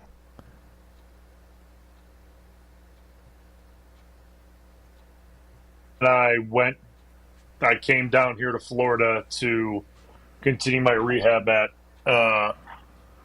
IMG and with the therapist that I chose for the remainder of the season. Then I came back for that really cold playoff game against the 49ers, and then the season was done. So right. I was here for about 4 or 5 weeks. And then obviously, or in Green Bay, sorry. Right. And then obviously in 17, Rodgers breaks his collarbone again, comes back for that game in Carolina, looked rusty. That one was bad enough that he had to have surgery. I thought he didn't look anything close to who he was. They lose that game. He goes back onto injured reserve. The season's over. But Brett Hundley, not as effective as Matt Flynn had been in that game in New England in 10 and in those games in 13 when he came back. You guys rally for a tie against the Vikings, and then I think he went 2-2, or they went 2-2 with him as the starter thereafter. And the reason I bring this all up is two things. One, you need to have a guy that can get you through games so you can still have a chance to win if you lose your starter. And two, you need to have a guy that the guys on the team believe can get you through games and help you win if the starter's out. How important is that, having been a player, having seen these? Because, look, Rodgers wasn't the Iron Man Brett Favre, but he was pretty damn durable and played through a lot of injuries himself. How much does it mean, though, to have a guy that you can believe in as a backup? And do guys know when the backup is, not sure I feel great about him? Yeah, I mean, there's obviously a clear difference between Aaron Rodgers and anybody else, right? Like when you have a Hall of Fame quarterback and someone else comes in, everyone knows there's a difference. But I think you said it. The biggest thing is having a guy that the rest of the team believes in and rallies around and thinks, if we all do our individual little part here, he can get us through this, and he can actually play well. And Flynn, we'll start with Flynn. Flynn was a guy that could do that. And Matt had been around a long time. He was really close with a bunch of guys on the team. People believed in him. We saw him in practice. Guys felt, listen, no one felt good when Aaron was out of the game. Like, let's just call it what it is. And it's no slight on Matt Flynn, because, Matt's a great dude, and I played a lot of snaps when he was behind center. But it's different than having Aaron Rodgers in there. Right? It's just what it is. When Aaron's in there, you have a very good idea of where he's going to be in the pocket or his movements and things of that nature. Flynn was a little bit more of a pure pocket passer. He'd stay back there. He wouldn't move much. As a pass blocker, you understood, like, if I give up a little bit of space, there's a chance Matt may not get out of the way. He could be sacked. And it was just a different style of quarterback. But at the same time, we all knew Matt could get the job done. He could complete passes. He can move us down the field. He was confident in his own ability. And with that, when you're a quarterback in the huddle, especially a backup, and you portray that confidence, it goes a long way. And everyone believed in Matt. Fast forward to when Hundley went in, let's just be real. We were bad. We were not a good football team in 17. So, to say, Hundley was a bad backup or whatever it may be, sure, anyone can make their, opinion on it, but we weren't a good team at all. So it's very hard for a guy to perform well when an entire team is not performing well, or we're in a rut and we're not producing or not winning. There's no real momentum to, if Aaron goes out, Hundley comes, can we rally around it? Because we were all trying to just rally around getting a win, or at some point trying to put a positive performance on the field. And then Aaron's out and Brett has to come in, and it was hard. right? It was tough, and we never found our footing in 17, obviously. Didn't make the playoffs. Aaron got hurt. And 18 went very similar, right? So, like, you just kind of look at the difference of when Flynn got his opportunity and when Hundley did. I mean, the teams were completely different. But Flynn, I mean, obviously Flynn came in and we were playing good. I remember Flynn came in what year was that? 2014. Aaron left the Detroit Lions game at home for a series or two. Flynn came in, nothing bad. He was just on different teams that were playing well, and Aaron happened to get hurt. Obviously, 2013, Aaron and the collarbone and kind of what we were going through, but still made the playoffs. Still a playoff team, if you look at it. But when Brett had his opportunity, we were not playoff team. So, you might have been. You might have been if I think you're a playoff team in 17, even with losing you. If Rodgers plays the whole season, right? Like he elevates that team. Yeah. You guys were 4-1, and he throws that. One of my favorite stories is that game in Dallas where you knew Devontae Adams was the guy when Rodgers throws incomplete to him on whatever it was, second down, and Devontae comes back and says, "Let's run that same play, but throw a better ball." And you guys go and win the game because he throws a better ball and he catches it for the touchdown.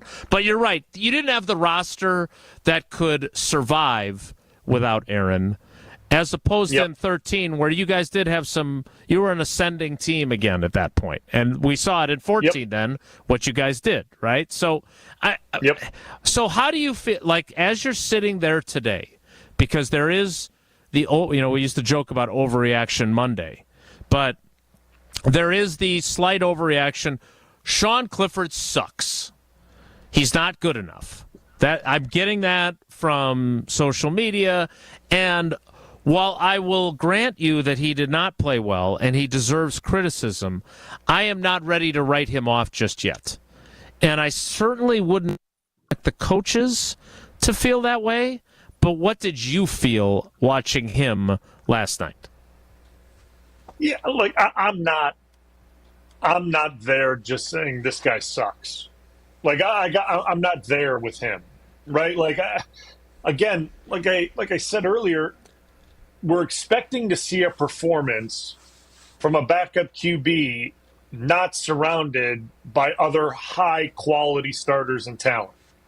So it's very hard to jump. Like, yes, did we want to see a better performance? Sure, of course. Like we watch the Packers play, and we want everyone to play great, right? Like we want to see the backups go in and be just as competent as the starters, and like that's what we all want to see, but that's not the reality of it. So I'm not that down on Clifford as of right now. Like I'm not there with that because I feel like if given the opportunity potentially with more starters or maybe half the starters or maybe just the offensive line and the running backs. Like maybe if you give him that, he has more time. He feels more comfortable in the pocket. There's a run game to go along with it. Like it looks more complete and he's not trying to force things and he's not hurried and he's not running around. Like it looks better. And when it looks better for us on TV, I can assure you it looks better for him in the pocket and looking downfield and what he's seeing as well. So I'm not there yet. Yes, I want to see him perform better. I want to see him play better. I get all that, but I am not just, we got to get rid of him. We got to find someone else because like you said in the last segment before we signed, who are you going to go find? Like, that's my question. Like, who are you going to go find right now to plug in as the backup? I mean, I'm just being told, like, there's not great quarterbacks just hanging out at the house like I am in my office to wait to get a call. Like, it just doesn't happen. Like, Flacco last year with the Browns was like an anomaly. Like, what? Like, you bring in Flacco and now all of a sudden you're a playoff team? Like, it just doesn't happen that way. So I'm not just completely giving up on Clifford. I think given the right opportunities, I think he could get the job done. Am I saying that he's going to go out and win us 10 games? No, I'm not. I'm definitely not saying that. But in a pinch or if something were to happen, if Jordan Love's shoestring broke, yeah, I'd feel fine with him going in the game for whatever amount of time it took the training staff or the equipment staff to get him a new shoelace to do what he needed to do. And that's the way I look at it.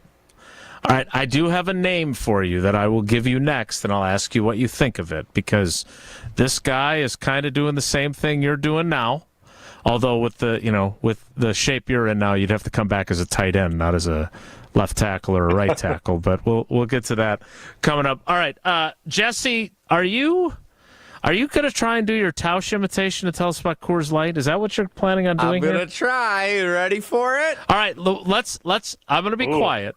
Bryan is going to judge whether or not this sounds anything at all like Tausch, a little bit like Tausch, or spot on like Tausch. All right? Here we go. All right. Mark Tauscher here for the Blue Mountains of cold, refreshing Coors Light. And I could tell you I needed one last night watching the Pack lose 27-2 out where those Blue Mountains are in Denver, Colorado. Whether you're celebrating your favorite team winning, like a certain baseball team in Milwaukee, or you just need a moment to chill, crack open a Rocky Mountain cold Coors Light. Coors Light brewed with a 3-step cold process, cold lagered, cold filtered, and cold packaged, so it's actually made to chill. The mountains on Coors Light's cold activated bottles and cans turn blue when chilled to perfection, which, besides the refreshing taste, is my favorite thing about drinking Coors Light. Refreshingly cold and only 102 calories, Coors Light is made to chill. Celebrate responsibly. Coors Brewing Company, a Golden, Colorado. Bryan, your thoughts? I thought it was pretty good. I don't know if it's exactly like Tausch, but I think it was pretty good. Cadence for sure. The way he says things. His voice doesn't sound like Tausch's, but he's got the cadence down, I think. A Golden. That's big. The cold brewed, cold filtered, cold packet, like that was very good. Like how you rattled that off really quick like he does. So I'll give you that. That was good. I like that. Thank you, Mr. Bulaga. Well done, Jesse. See, you get compliments when Tausch isn't here. All right, I'm going to give Bryan a name. As a guy that's sitting around his house, taking his kids to probably soccer practices like Bryan, who theoretically, if they wanted to go this direction, could be a backup option. We'll see what Bryan thinks of it when I tell him next. It's Wilde and Tausch. This is Wilde and Tausch continues next on 94.5 ESPN, presented by Pella Windows and Doors of Wisconsin, and sponsored by American Family Insurance.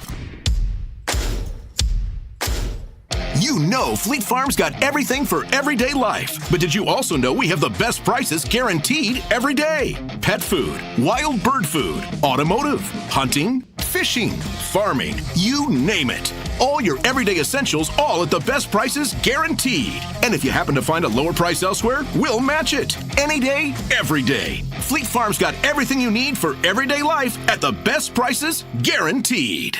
Tito's Handmade Vodka is America's original craft vodka. In 1995, Tito Beveridge built his very own distillery and put his life savings into it. Since then, he's won the unanimous Judge's Choice double gold medal at the World Spirits Competition, the Chairman's Trophy for World's Best Vodka Tonic, and many others. Tito's Handmade Vodka is still made on the same land where he started it, all in Austin, Texas. Distilled from corn and gluten-free. Visit us at titosvodka.com for recipes, videos, and more. Distilled and bottled in Austin, Texas. 40% alcohol by volume, namely 80 proof. Crafted to be savored responsibly. The little one just took her first steps. Her stride?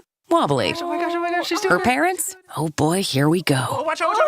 But you've got this. Just like Associated Bank's got you with free credit score and score monitoring on most new consumer checking accounts. So while you're monitoring and protecting her every move, you can do the same for your credit score too. You've got this with free credit monitor from Associated Bank. See associatedbank.com/checking or ask a banker for details. Member FDIC. Everybody knows if it's summer season, it's festival season. And Potawatomi has the winningest one, WinFest. You could make it an awesome August with a share of $500,000. Play with your rewards card for entries. Hourly drawings every Thursday from 5 to 8 p.m. $25,000 in cash and prizes each drawing. It's the $500,000 WinFest. Get in on the fun. Only at Potawatomi Casino Hotel Milwaukee. More info at pacebig.com. Must be 21 and a rewards member to play. Do you know what brand sells the most work shoes in America? Skechers. Why? Skechers has the best looking safety toe and slip resistant shoes around. They've got superior quality and simply incredible prices, but many people get them just for the style. So you can enjoy tough, steel-toed protection and slip resistant soles anywhere, even if you don't need them for work. And since they're Skechers, you know they're going to be comfortable with Skechers exclusive air-cooled memory foam. Find your new pair of Skechers safety toe and slip resistant work shoes at a Skechers store, at Skechers.com, or wherever work shoes are sold. You know, it only takes one bad decision to change your life. And riding after drinking can be one of those. It can lead to impaired reflexes, poor judgment, and then disaster. Think about it. Even one drink affects your ability to ride. Alcohol can limit your reaction time and give you a false sense of confidence. You think it'll never happen to you, but it can. So, if you hit the bottle, don't roll the throttle. Brought to you by NHTSA. I'm really looking forward to this. Me too. She absolutely nailed it. Are you talking about Jenny Sambeline? Yeah, Jenny and her pendant, the music in a mother's heart. Hi, Rick. Hi, Sarah. Hi, Monica. Hi, Jenny. Hi, Jenny. Jenny, we're going to produce your pendant design as a limited edition collector's item and put a few of them in all of our 8 Kessler stores. Congratulations, Jenny. Wow, this is huge. Jenny, we expect the music in a mother's heart to sell out very quickly. We'll also make a few available online. I designed that pendant from the memory of how my mother made me feel when we'd sing together. How often did that happen? Constantly. We'd sing along with whatever was playing on the radio, or sometimes we would watch a musical on TV and sing along with that. At just $124, the music in a mother's heart is going to sell out lightning fast. I'm buying one. I'm buying one. I bought the prototype the moment I saw it. For the location of the Kesslers nearest you, visit KesslersDiamonds.com. Wilde and Tausch is presented by Tito's Handmade Vodka, America's original craft vodka produced in Austin, Texas, and naturally gluten-free. Tito's Handmade Vodka.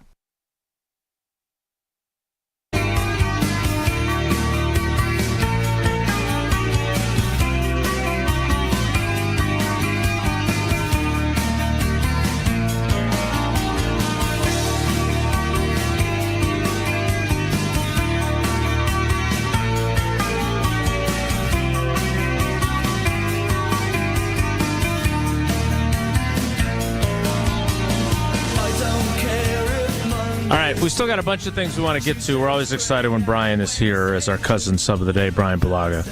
I want to get a little more of a discussion about the offensive line, and specifically, I know you haven't done your thorough breakdown yet, but I'm wondering if Andre Dillard is at least trending toward, okay, maybe we're okay with him as a swing tackle or not. We got to talk about the kickers, because when you don't do anything offensively, it limits your opportunities to take a look at the kickers. So basically, you got to see Anders Carlson put a kickoff in the end zone, which is a no-no now. And you got to see Greg Joseph miss a 47-yard field goal where I think in a rare instance, it was so far wide right that by the time it finally got past the goalposts, it was out of the TV screen. So that's not ideal. So we need to talk about them. But first, here's the name that I had out there. Now, again, I have no idea if they would do this. I wouldn't think, given what Goody's track record is, that he would be interested in a guy who's 36 years old, but he's sitting at home, maybe even in your neighborhood. I don't know where he lives when he's not playing for the Tennessee Titans. Ryan Tannehill. He's available. And he has a background with LaFleur. See what I'm saying? LaFleur was his OC. Yeah. Yeah, LaFleur was his OC.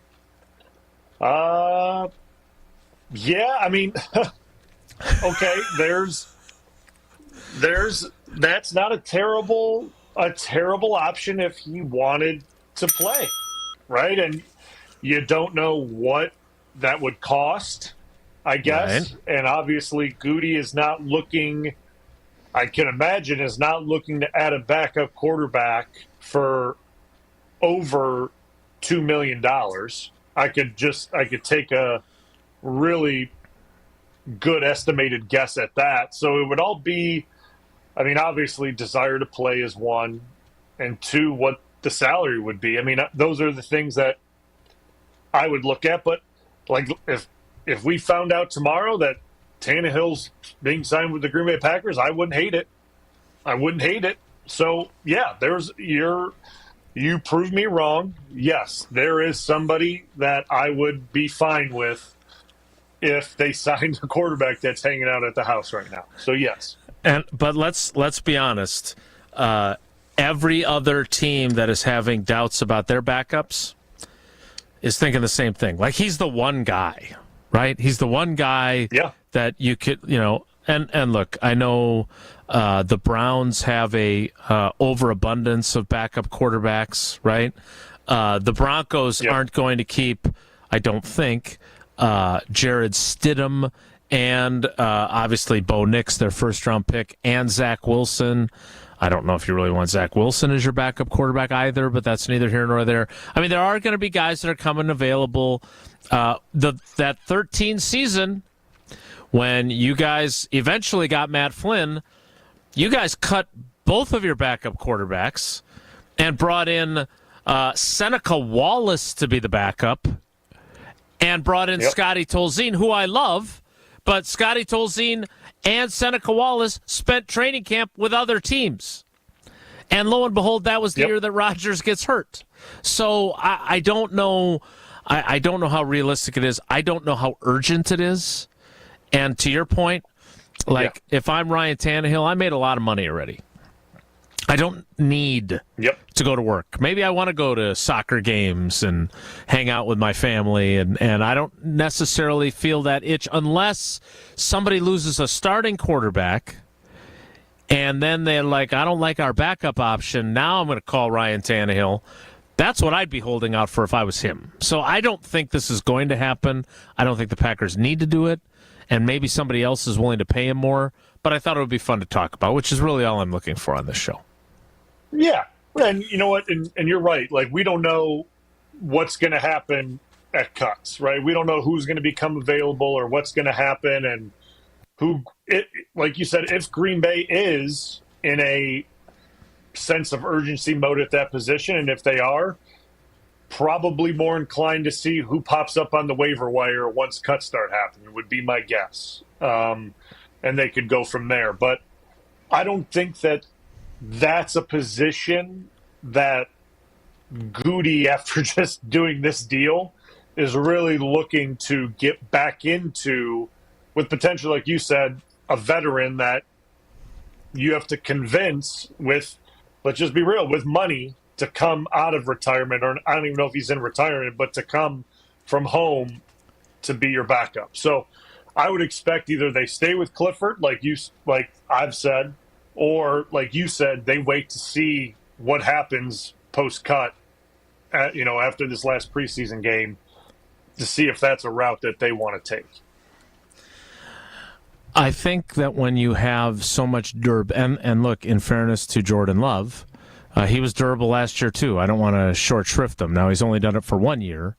But when you have Favre, who never missed a game, when you have Rodgers, who plays through a broken bone in his knee in 2018, who plays with a separated throwing shoulder in 2008, played on a broken foot in 2006 until they finally x-rayed it. I mean, he was tough. Not as tough as Favre, but damn tough. And I think Jordan Love, hopefully that toughness doesn't get tested, and he doesn't have to play through a significant injury. But I just don't think now's the time to hit the panic button. So, all right, I want to do need it or don't need it coming up next with Jesse. So if we're going to do that, presented by Fleet Farm, I think we need to get another Jesse imitation in, with Jesse acting like he's talking about his prize picks. Are you? Have you used up all your Tauschosity, or do you have more Tausch for lack of a better term, in you left, Jesse. I think I've got one more in me, if you're okay with it. Here we go. Mark Tauscher here for Prize Picks, America's #1 daily fantasy sports app with over 5 million active members. Prize Picks is the easiest and most exciting way to play daily fantasy sports. Unlike other apps, it's just you against the numbers. All you have to do is pick more or less on 2 to 6 player stat projections and watch the winnings roll in. Prize Picks is the only real money daily fantasy platform with an injury insurance policy, so that your lineups stay in play even if one of your players gets injured. If your player leaves in the first half and doesn't return, Prize Picks, your money, your picks are still live. Prize Picks invented the flex play, which means you can still cash out if your lineup isn't perfect. Last night, 3 for 4. You know, old T had a good night. You can have a good night too. You can double your money even if one of your picks doesn't hit. Download the Prize Picks app today. Use the code WI and get $50 instantly when you play 5. That's code WI on Prize Picks to get $50 instantly when you play 5. You don't even need to win to receive the $50 bonus. It's guaranteed. Prize Picks. Run your game. Thanks, Tausch. You're welcome. Need it or don't need it, presented by Fleet Farm is next. It's Wilde and Tausch. Wilde and Tausch is presented by Pella Windows and Doors of Wisconsin. Call Gina Della from Pella at 855-PELLA-WI or visit online at PellaWI.com/radio. The Homer Hour with special guests every day from 5 to 6. You still had a cigarette lighter in there? No, we should all be dead. An ashtray. They have they have the station wagons where the people in the back were facing the other direction. The Homer Hour with Homer. The Packers got more money than God, so there's in the NFL there's no shortage. Yes, we need fundamentally in the NFL, anything Detroit does, you just assume you can do it better. Weekdays from 5 to 6, right here on 94.5 ESPN and streaming live on YouTube. And now for the Pella play-by-play, I'm Jeff Levering alongside Gina Della from Pella. Thanks, Jeff. How do you say welcome? With a new entry door from Pella. Say it with color. Like baseball bat oak or foul pole yellow? Say it with class. Like following players' unwritten baseball rules. With clarity. Like a no-doubter shot off the scoreboard. And with this great deal, 0% interest for up to 60 months with no money down in equal payments. That's the ball game. A Pella walk-off. Schedule your free in-home consultation at PellaWI.com. Certain restrictions apply. See 31/2024. It's time for the Ortho ASAP Minute from Orthopedic Associates of Wisconsin. I'm here with Dr. Chris Killian. Doctor, what makes an OAW surgeon different? A very unique factor I think that we have at our group is that every single surgeon here is fellowship trained, meaning everyone has gone through specialty training in their specific area of focus. So if you come to get your knee replaced or if you come to see me and get your shoulder done, every single person that you come and see has specific advanced training in that field. You mentioned that your specialty is shoulders. Shoulder issues can be complicated. How do you approach your patients? Shoulder injuries are incredibly common with either young athletes or especially as people age, people develop shoulder issues, whether it's rotator cuff issues, arthritis. So we can get a sense of it ahead of time based on what their exam is like, what their MRI is like, what they're doing in therapy. But you're right, there's a wide breadth of surgeries that luckily we have a vast array of treatments for. The Ortho ASAP Minute is sponsored by Orthopedic Associates of Wisconsin. There is a difference. The Milwaukee Bucks are NBA champions. The Bucks in 6 podcast presents a special series commemorating the Bucks championship run in 2021. From the thrilling Game 7 overtime victory against the Nets. Durant shooting, got it at the buzzer. No, it's a 2-pointer. To the 50-point statement made by Giannis in the finals. A 50-point game. That's the stuff of legend. Immerse yourself in the sounds of each playoff round with Bucks in 6 on the Bucks Plus audio network. Find it now on bucks.com/plus, the Bucks app, or wherever you get your podcasts. Hey, it's Kyle Walls here from ESPN Wisconsin's Kyle Bruston Nortman, and you know what time of year it is. Football season is right around the corner, and I've got the Underdog Fantasy Sports app on my phone and ready to go for week 1. If you're one of the million-plus fans that got in on the action last season, you know how easy it is to win. Playing is so simple. You make picks for a pick'em entry and choose if a player will go higher or lower when it comes to their stats. Maybe it's Jordan Love going for higher than 300 yards passing week 1, or even Christian McCaffrey going lower than 2.5 touchdowns, you could win up to 325 times your money. Download the Underdog Fantasy app today from your app store or visit UnderdogFantasy.com. Sign up using promo code KBN, and Underdog will give you a highly discounted pick to use on your first pick-up entry plus a deposit offer. That's promo code KBN. Join me this football season and win big. Must be 18 plus and present in the state where Underdog Fantasy operates. Terms apply. Concerned with your play? Call 1-800-GAMBLER or visit ncpgambling.org. Catholic Memorial Football is back this Friday. Inside the 30, he's going to be gone. You cannot catch that speed. M.J. Mitchell all the way into the end zone. The Crusaders return to action on ESPN Milwaukee Friday night with a big-time matchup against Franklin. Crusaders football is presented by R&R Insurance, Home Sealed Exteriors, and DM Accounting and Consulting Service. Tune into the action Friday night starting at 6:30, right here on 94.5 ESPN or at ESPN Milwaukee on YouTube.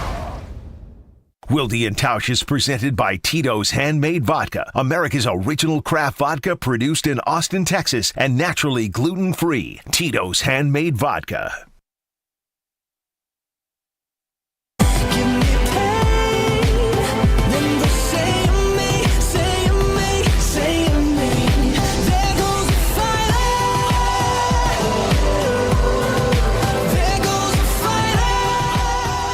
Time for... Jesse and I were experimenting with our Tausch imitations. Yes, sir! That's a Tauschism. We miss him. He'll be back tomorrow, though, right, Jesse, as far as we know? Allegedly. You never know. Which day are you taking off this week? None that I know of, but, you know could change. Things happen. Could definitely change. All right, time for Need It or Don't Need It, presented by Fleet Farm. Of course, Fleet Farm has everything you need for your everyday life. And right now, at Fleet Farm, they've got their free Touch a Truck and back-to-school craft event coming up on Saturday from 9 a.m. to 1 p.m. You can bring the family out for hands-on learning about their favorite service vehicles and have a fun and creative school bus crafting activity as well. And, of course, you can always shop the best prices guaranteed in-store and online at fleetfarm.com.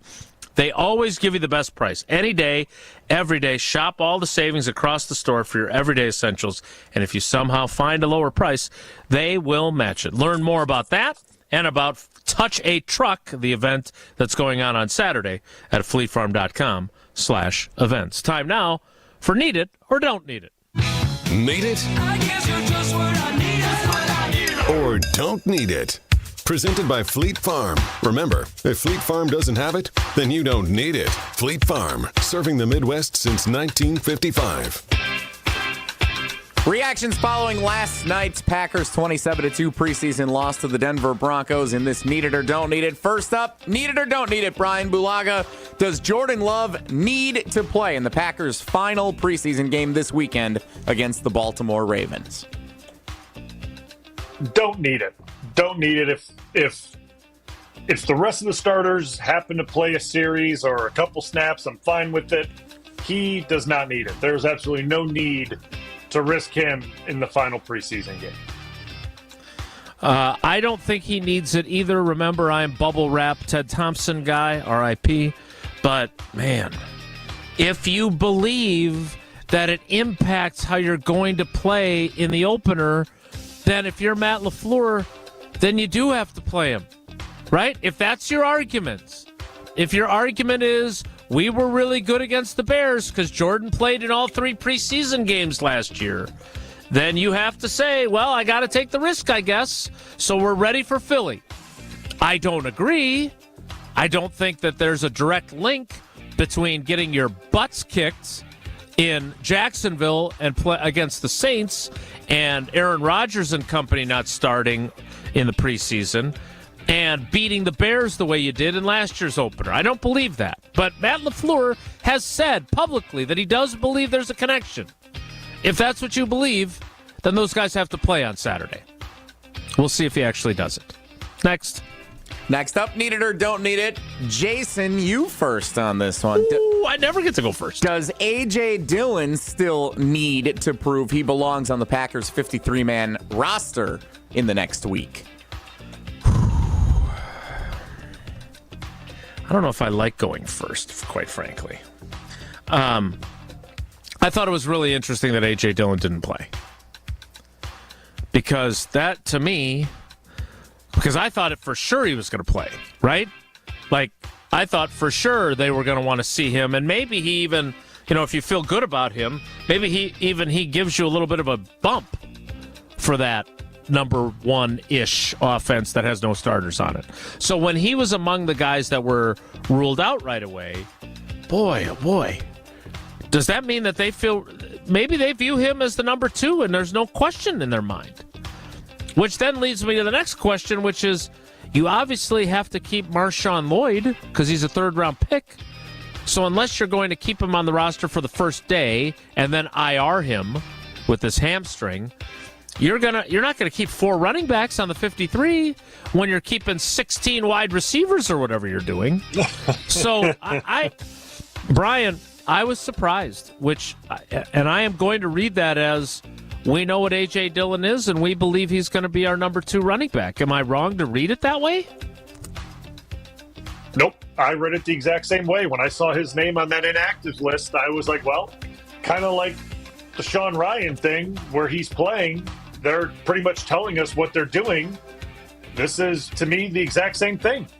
Because I thought, like you, he was going to get reps and at least maybe a series, right? At least something. Right.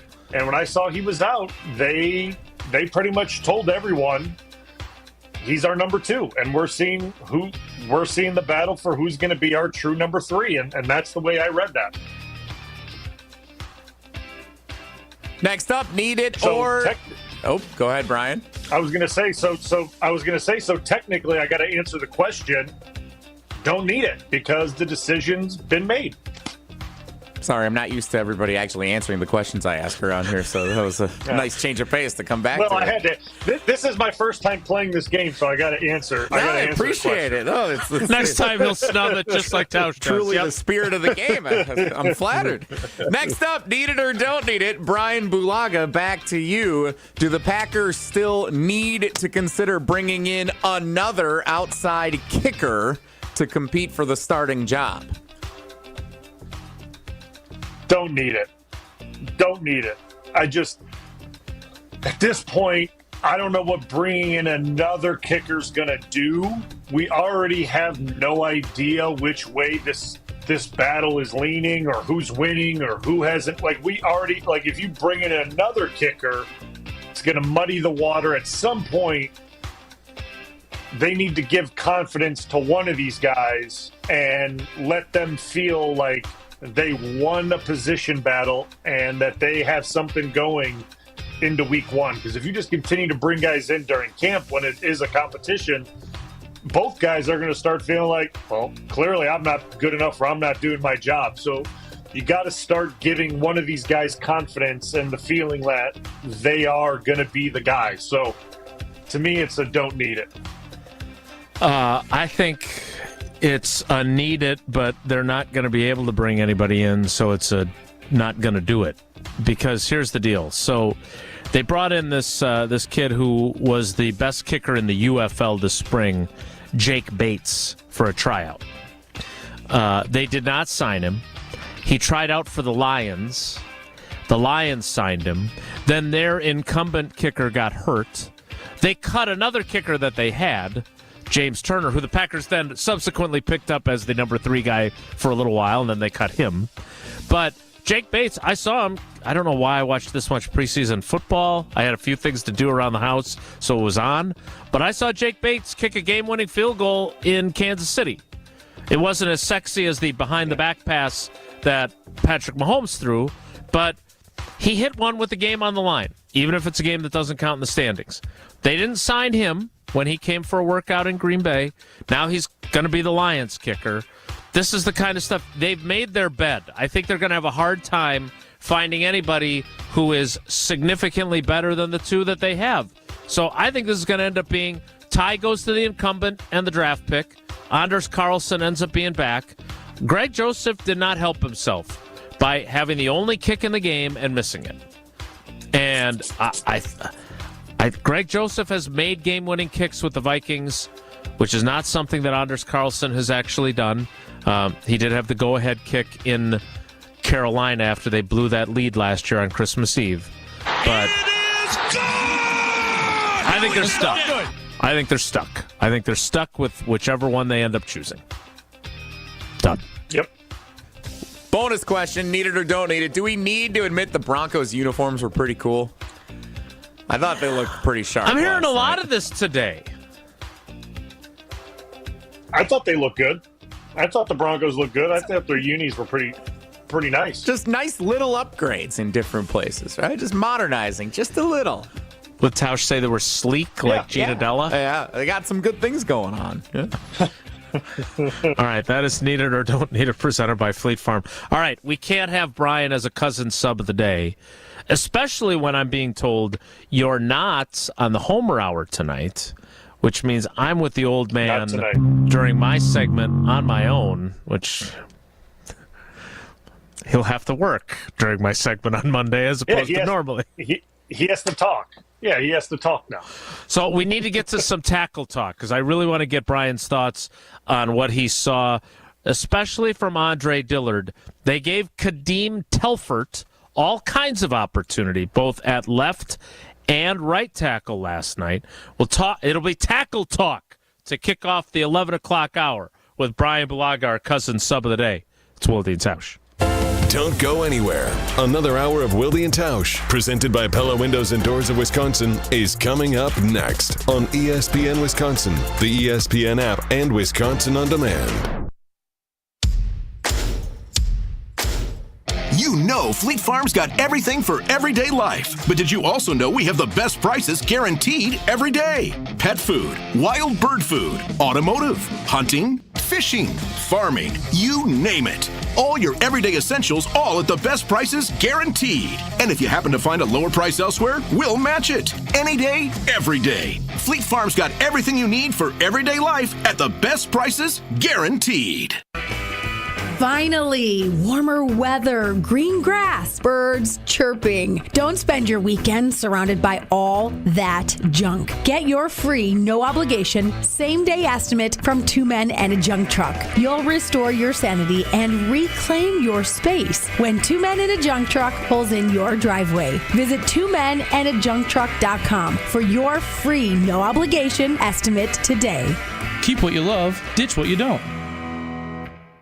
Pain from arthritis is just awful. Bone on bone, constant pain. It robs you of so much of the things that you love to do. But there are effective ways to deal with that pain. I'm not talking about drugs or surgery. Hey, this is Brad Nortman. There are new cellular therapies that can get you lasting relief. The place to go? QC Kinetics. QC Kinetics uses cutting-edge treatments that accelerate your body's own healing properties, revitalizing your joints so you can move again. If you're living with chronic pain from arthritis or injury, you need to know that steroids and surgeries and pain pills are no longer your only option. Learn how QC Kinetics can use advanced regenerative medicine to treat the pain, enhance your joints, restore mobility, and give you long-term relief with no downtime. QC Kinetics is ready to help you get your life back. This is the future of medicine. Call for a free consultation. 414-285-3474. 414-285-3474. That's 414-285-3474.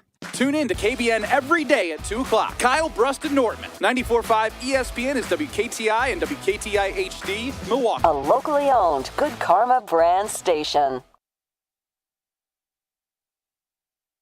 Back in Rutherford County, our crowd is second to none. You might not know them here in this big city we're in, but when I go back home, I've got some famous friends. Yeah, I do.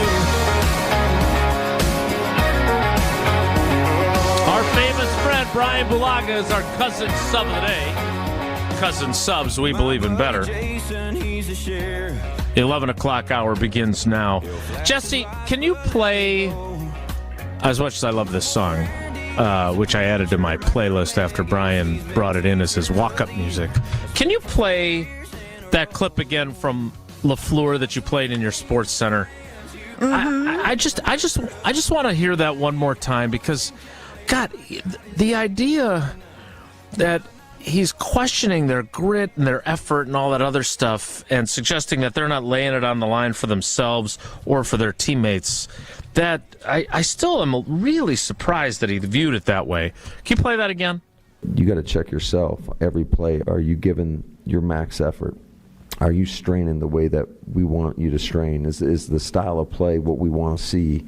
So I think it'll be a good opportunity for all of us to kind of evaluate and see the guys that really want to put it all out there for not only for themselves but for the team.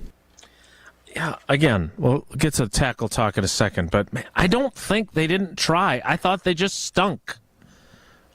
That's just how I view it. I don't see it the same way as he does, but he's the head coach. Is it bad that one week he's questioning publicly Sean Ryan's conditioning, and then the next week he's questioning half the roster's effort in a preseason game in Denver? Like, those feel like effort and conditioning, I feel like are the two things people never talk about. And he talked about both in the span of like 5 days. Mm-hmm. Yeah. Bryan? I mean, yeah, you said at the beginning of the show, Jason, guys that are fighting for their NFL life normally don't go out in preseason and give half effort.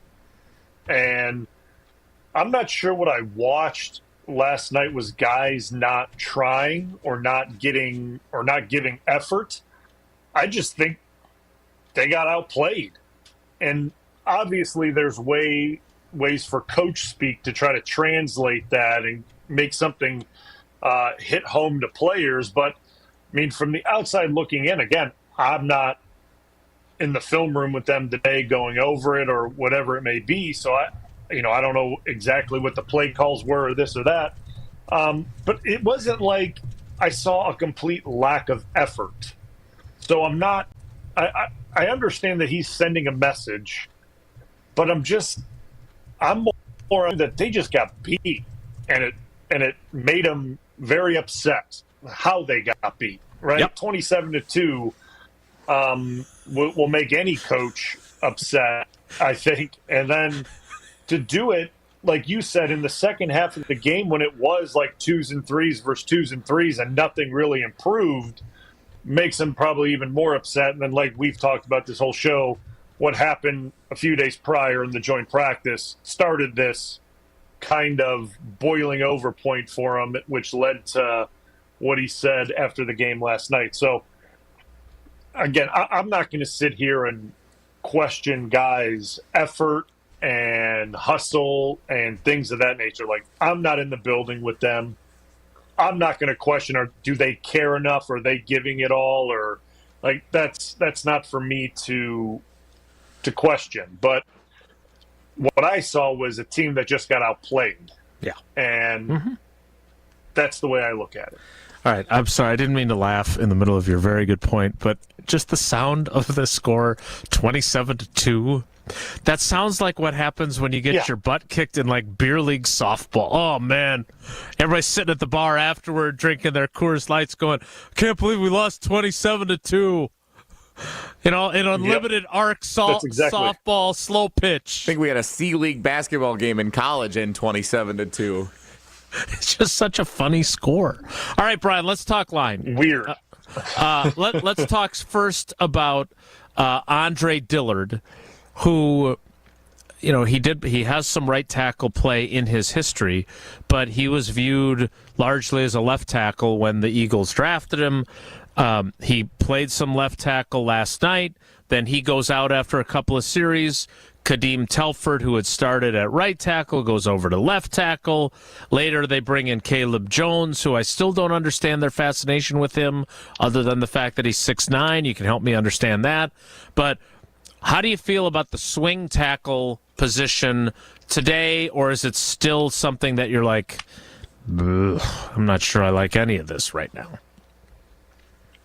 I'm still a little nervous about the swing tackle position because we know what their intentions are for Morgan this year, right? It's at right guard, so that opens up to who's going to be the true swing tackle, and from all indications and from what we've seen is is Dillard, which, again, last night, I thought he was fine. I don't think he did anything that blew me off the map, but he didn't do anything that made me go, man, this guy, I don't understand what he's doing out there. So, to me, I think he's going to be the guy, because I think you look at him compared to Telford and Jones, like, I think he's the better performer out of all those guys. Mm-hmm. So I think that's probably what we're going to see, is him be that swing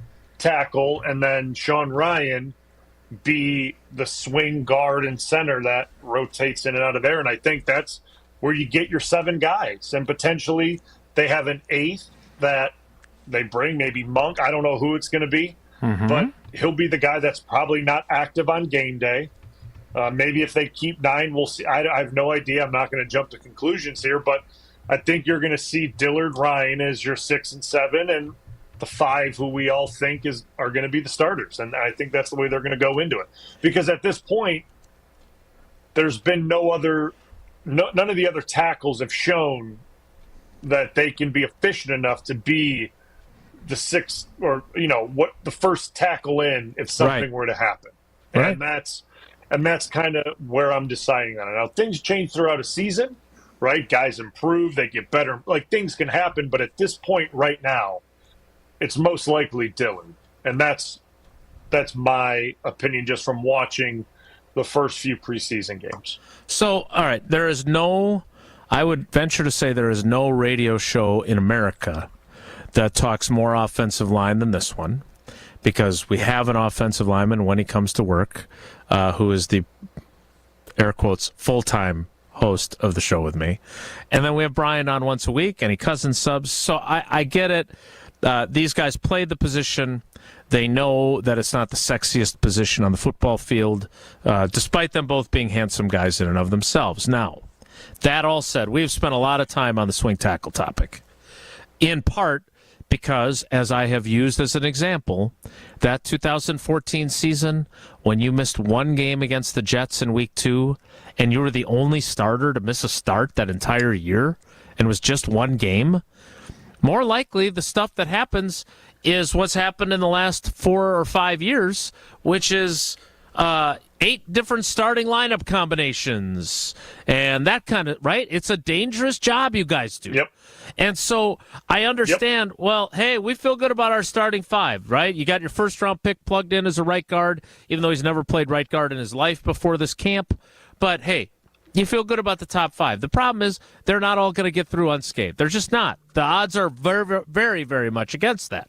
So that's why we spend so much time on it. That said, I want to talk a little bit more about Sean Ryan, who is not going to be a starter, it would appear. But we talked about this last week, him getting called out for his conditioning. I have again, he wears number 75, so maybe you've got a little bit of a bias. I don't know. But I've got a lot of respect for a guy that doesn't pout and moan and complain that the coach was mean to me and he called me fat publicly, which is basically what he did. He said, hey, if he thinks that I'm not in good enough condition, I didn't know I wasn't in good enough condition for them, but if that's what they think, then I got to work harder.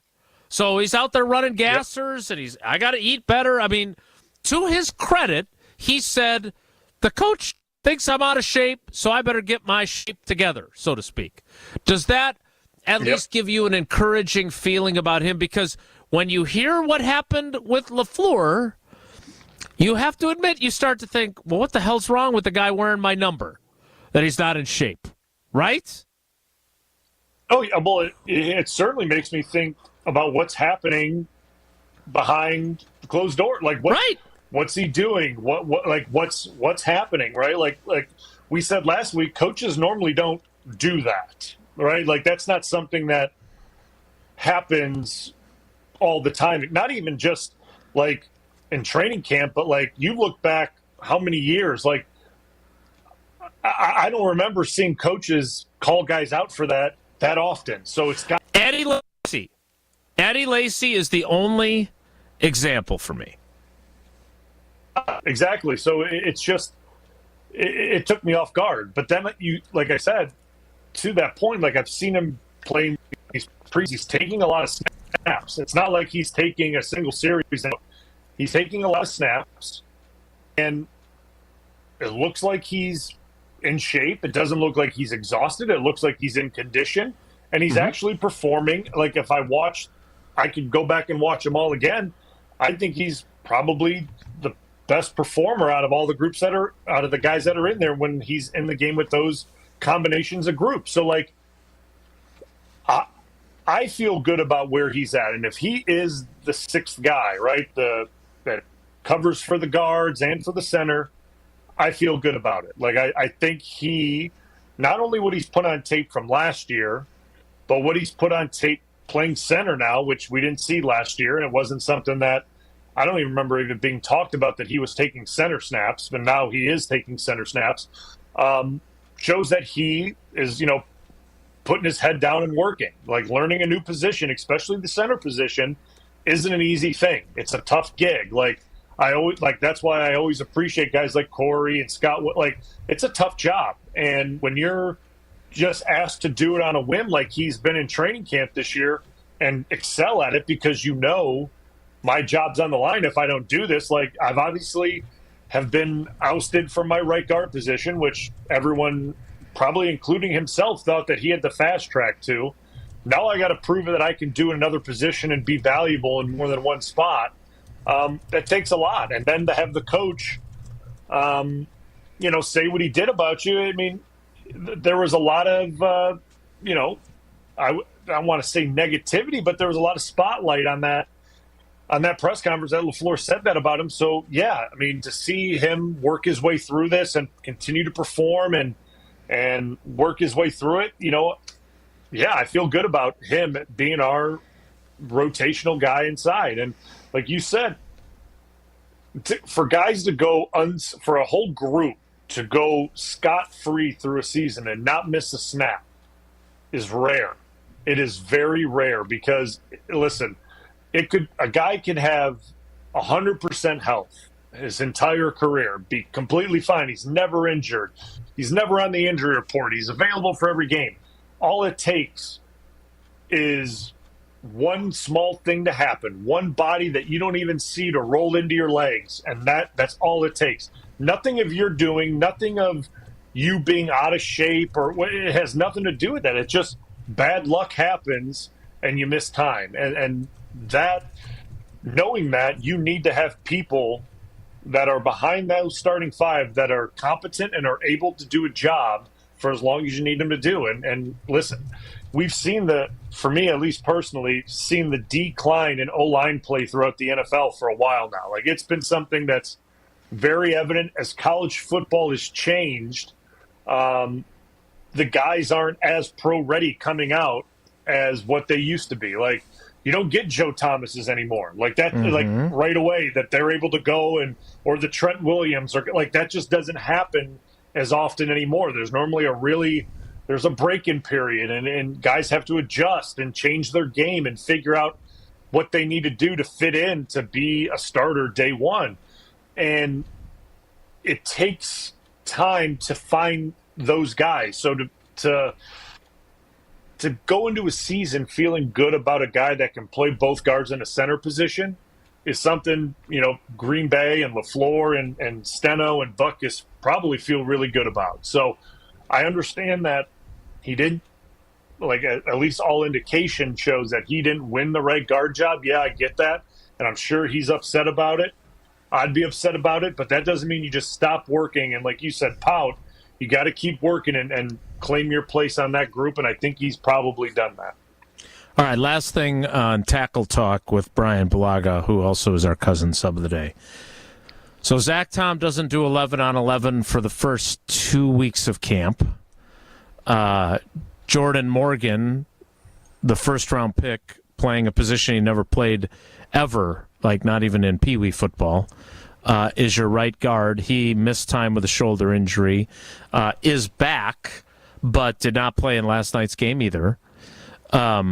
Josh Myers missed some time with his father's passing. Elton Jenkins is getting treated like he's Bryan Bulaga, and Chad Clifton and David Bakhtiari, these veteran days off. I was giving him a hard time. Are you really old enough to be getting these? But he is, and he did have an ACL tear in his career, so fairness to him. Basically, the only guy that's been at work every single day is Rasheed Walker, who everyone thought was going to be replaced by the first-round pick on draft day. When it comes to getting the chemistry right for you as a group, they don't even have 3 snaps together, right? Because they didn't play Zach Tom in the opener, and he didn't play this game either. From an offensive line perspective, from the starting 5, what do you feel like they need, or do you think they're just going to be fine? Well, I think from looking at the group as a whole, right, feel good about the 4 guys. The question mark is Jordan Morgan, right? Like, new position, rookie, never played the right guard position, has won this job, but then gets hurt. And now he's back at practice, like you said. He's the guy that needs to be getting these reps with Myers and with Tom to get this continuity down in the communication and just muscle memory working next to guys. Like understanding how each guy blocks and what's good for them, what's not good for them, their strengths and weaknesses. Like it takes time to learn that. So, I mean, Walker played a lot of ball. Elton's played a lot of ball. Myers has played a lot of ball, and Zach Tom's played. I mean, I know he's young, but he's played a lot of snaps. So, like, those guys understand it.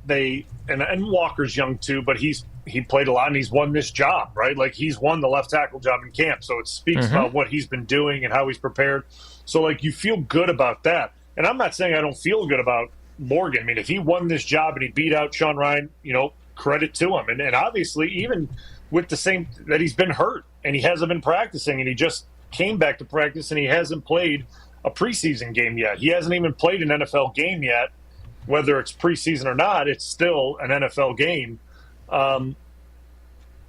That he needs time to work with these guys. So I'm hoping the shoulder feels as close to 100% as it can, and I hope he takes reps against Baltimore in this joint practice. And potentially, I mean, I'm not trying to say he needs it, or I don't know what he needs, and I don't know what the coaching staff thinks he needs.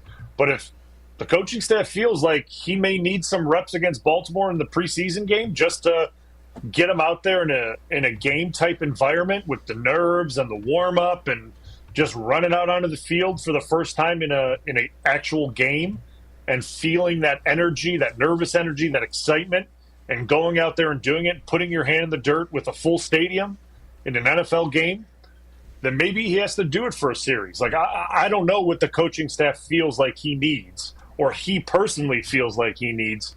But like I've said this in the past, like, there's something to be said about running out onto that field in the preseason and feeling that energy. That I always felt nerves. I was excited. Like, it was a mix of both. And there's something to be said about feeling that early, so that when you go out there when it's for real, and in this case in an unfamiliar environment in a foreign country, that you don't know what the fan base is going to be like. You don't know what the environment's going to be like. There's something to be said about getting that out of the way now, so you understand what it feels like in a friendly environment at home in a game that, sure, it means something, but it's not what it's going to mean in a week or so. So if the coaching staff feels like he needs it, I think he needs to embrace it and take the opportunity. Now, I don't know how the shoulder is. I'm hoping it's okay because he came back into practice, but these guys got to get reps together. And, like, I think Elton's in a different ballpark than everyone else, because I think Elton, throughout his career, has played next to different tackles. He's played next to different centers. He's a really high caliber, high efficiency type player. So, like, Elton's a different story, because he knows. I mean, he knows I remove Elton from the equation, but I think everyone else needs to get these reps together to get on the same page, so that when they're in Brazil week 1, it's full steam ahead. That is this rendition of Tackle Talk. Are we doing it again on Wednesday, too? Because I just can't get enough of this stuff. This is so much fun. Oh, yeah. We're back. All right, so in the meantime, you'll have to wait for more Tackle Talk till Wednesday. Now we need to play trivia. Jesse, every Monday is the Sports Weekend Recap. Is that the case this Monday? I don't know what your schedule is like. Sometimes you don't have it ready because you're so busy at meat raffles and trips to Crivets and everything you got going on your social schedule. Leaving baseball games early, another good example. I always make time to watch Scott Van Pelt on Sunday Night Sports Center, which primes me for the Sports Weekend Recap. Also good to know that Bulaga's not golfing or anything where he can't join us for his regular appearance on Wednesday. That's nice to know. Unlike, I don't know if anyone else would ever have that situation going on. But, the Sports Weekend Recap is our category for trivia today. All right. The Packers had one play of 15 yards or more. One play. 15-yard run by Emmanuel Wilson. So caller 15 in honor of that one 15-yard play that the Packers had last night. Caller 15, 844-770-3776, 844-770-3776. We'll play trivia next. Want to remind you, I hope you never have to make the one call. That's all. Hope you never have to. That means you've never been seriously injured in an accident. But if you have been and you do need to make that call, make it to Gruber Law Offices. 414-276-6666, 414-276-6666. Go to the website, find out more about the firm. You know that they'll fight for you. Gruber-law.com is the website, gruber-law.com. Trivia's next. It's Wilde and Tausch. This is Wilde and Tausch on 94.5 ESPN, presented by Pella Windows and Doors of Wisconsin, and sponsored by American Family Insurance.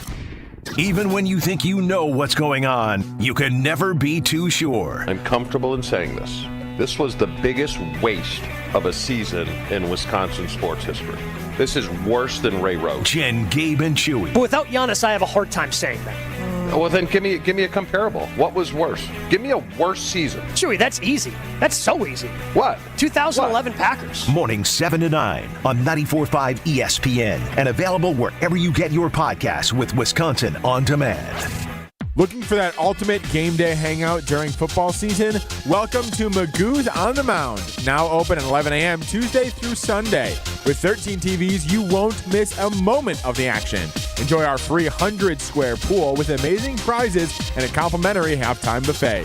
Plus, we've got great drink specials to keep you cheering. And don't forget, we offer shuttles to and from all Milwaukee baseball games. Magoo's on the Mound, where green and gold fans gather and where every game day is a win. ESPN Milwaukee's Gabe Neitzel. I've spent a while telling you about Mentality because it works. Not just for me, though. Take it from fellow Mentality user Jason. He's got a new lease on life thanks to Mentality. Process was easy. It really, truly was. And the individuals that work at Mentality, very helpful, very respectful. It was an easy out. You go in a week after, they give you the results right away. And once you find that you're able to do it, just that thought, the energy already picked up a little bit. Most of it could have been mentally wise, but knowing that, hey, I get to start this, it was incredible. Learn more today at LowTUSA.com. And now for the Pella play-by-play, I'm Jeff Levering alongside Gina Della from Pella. Thanks, Jeff. How do you say welcome? With a new entry door from Pella. Say it with color. Like baseball bat oak or foul pole yellow? Say it with class. Like following players' unwritten baseball rules. With clarity. Like a no-doubter shot off the scoreboard. And with this great deal, 0% interest for up to 60 months with no money down and equal payments. That's the ball game. A Pella walk-off. Schedule your free in-home consultation at PellaWI.com. Certain restrictions apply. See 31/2024. Discover the difference at findhigherlove.com/CBD. Higher Love Cannabis Company is the only cultivator in the UP offering organic, clean, green certified products. That means quality you can trust every time. With 7 locations across the UP, including Menominee, Norway, and Ironwood, finding your higher love is easier than ever before. And for our friends in Green Bay, Higher Love is less than an hour away. Kindness starts with you. Experience Higher Love today. Visit findhigherlove.com/CBD and follow them on social media at Find Higher Love. ESPN Wisconsin's Mark Tauscher here for my friends at Kohler Services. Well, now is the time to beat the heat with a refreshing new shower or bath from Kohler Services. A family-owned business for 150 years, Kohler is your Wisconsin manufacturer providing care for life. And this month only, get 0-interest financing for 12 months and a free shower door with your Lugstone shower remodel. Visit KohlerServicesWI.com to request your free quote with fast, professional installation always included. Again, that's KohlerServicesWI.com. Homer here to tell you about Rawhide Youth Services. Co-founded in 1965 by Bart and Cherry Starr, Rawhide is a faith-based nonprofit that helps thousands of youth every year, many right here in Milwaukee, overcome trauma, suicidal thoughts, and live better lives. For youth who are hurting, who feel lost or abandoned, and families feeling powerless to help them, Rawhide is there to help. They also need vehicle donations to support their mission of helping hurting youth transform their future. Donate to Rawhide Youth Services. Visit rawhide.org/donate. Stay up to date on the Green and Gold all off season. The Green and Gold Fix podcast is brought to you by Potawatomi Casino Hotel. Luxury stay, elite play, unwind in sophisticated comfort. Win big, dine, and experience the events in Milwaukee. Don't you wish your life came with a warning app? That dog does not want to be petted.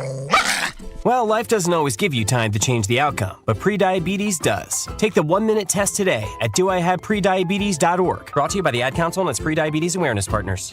You're listening to Wilde and Tausch on 94.5 ESPN. Presented by Pella Windows and Doors of Wisconsin. Call Gina Della from Pella at 855-PELLA-WI or visit online at PellaWI.com/radio.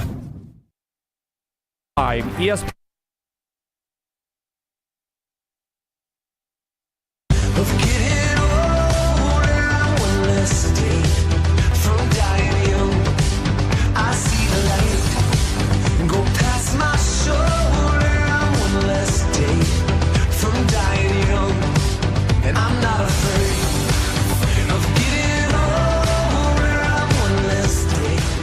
Time for trivia. Let's welcome in our contestant. Now, Jesse, when you send us the contestant, I know you want to make sure you spell their name right? Because you need that information in case they win. Yep. But when Dwayne spells his name capital D, small U, big W, Ain, is that Dwayne or is it just Dwayne? I think it's just Dwayne, but you can ask Dwayne if it's Dwayne or Dwayne. Do you know if it is Dwayne or not, Jesse? That's what I was asking. Dwayne, good morning. How are you? How's your big truck? I'm doing awesome today. Awesome weekend. I don't need to over enunciate the do in Dwayne. Is that correct? No, you do not. I do but not. Now I know the Nicely right way done. to spell Dwayne. Indeed. Yes, there may be some other. I think we have other contestants also named Dwayne over the years who spell it wrong, according to you. All right, let's play. It is the Sports Weekend Recap. Question number 1, Dwayne. I like the name Dwayne. What'd you say? I like the name Dwayne. I just think of, if you're old enough to remember Die Hard, there's the guy that is running the LAPD response to the Nakatomi situation is Dwayne T. Robinson. and John McClane says something to Dwayne that we can't say on the air without getting in trouble with the FCC, and I'll leave it at that. All right, Dwayne, question 1. Last night's Sunday night baseball game between the Yankees and Tigers was played at which of these unique locations? Was it at the Little League World Series in Williamsport, Pennsylvania? Was it at Olympic Stadium in Montreal, Canada? Or was it on Waikiki Beach in Honolulu, Hawaii?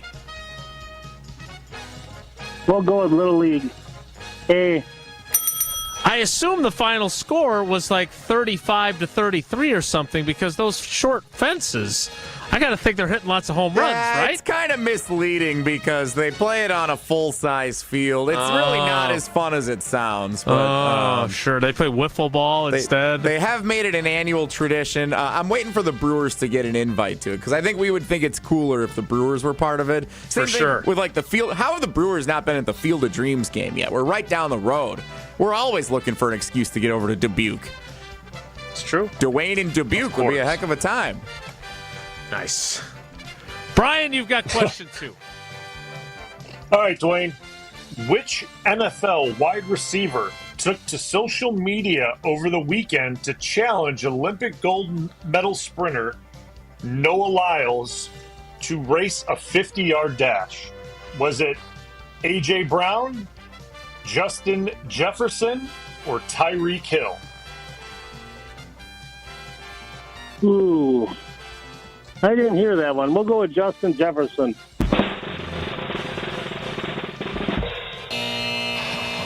Oh. Tyreek Hill, the cheetah. The cheetah. He might have to be a cheetah if he's going to win, though. I know he's fast. But we'll see. I don't know if he's that fast. All right, Dwayne, let's bounce back. Question 3. Entering play today, which of these teams has the best record in the 2024 Major League Baseball season? Best record in baseball. Does it belong to the Baltimore Orioles, the Philadelphia Phillies, or the Los Angeles Dodgers?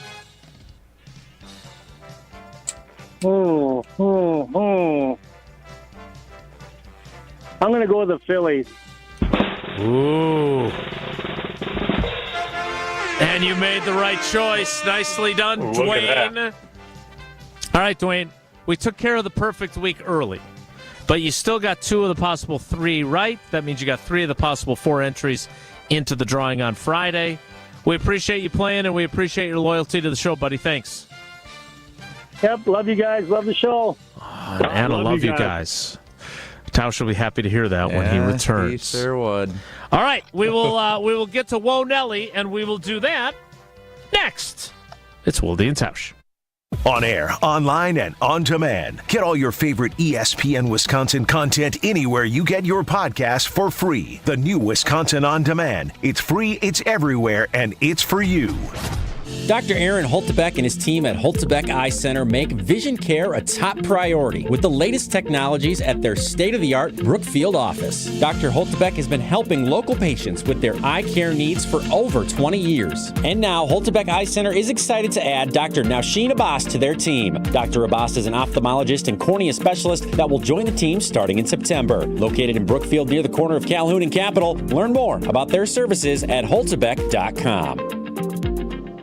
Let's get the latest from Lambeau. This is your Green and Gold Fix on 94.5 ESPN. Brought to you by Tri-City National Bank, your hometown bank. Tri-City National Bank offers a full suite of personal and business banking products at 28 convenient locations. Open your account today at the community bank that was voted Milwaukee's best bank. Learn more at tcnb.com. The Packers weekend in Denver not something to write home about as their preseason game number 2 was a 27-2 loss. And despite the final score being bad, it was worse for head coach Matt LaFleur, who thought the team simply just didn't have enough effort. Not good enough. We got humbled in practice and certainly got humbled again today. I just looking for a certain style of play that I don't think we really saw. And now it's on to the final preseason week of the season, which will include joint practices once again, this time at home against the Baltimore Ravens. This has been your Green and Gold Fix on 94.5 ESPN. Brought to you by Tri-City National Bank. First time building your own nest? Call Tri-City. We'll do the rest. Our hometown lenders will put you at ease. Your home building process will be a breeze. Tri-City National Bank. Equal housing lender. NMLS 433891.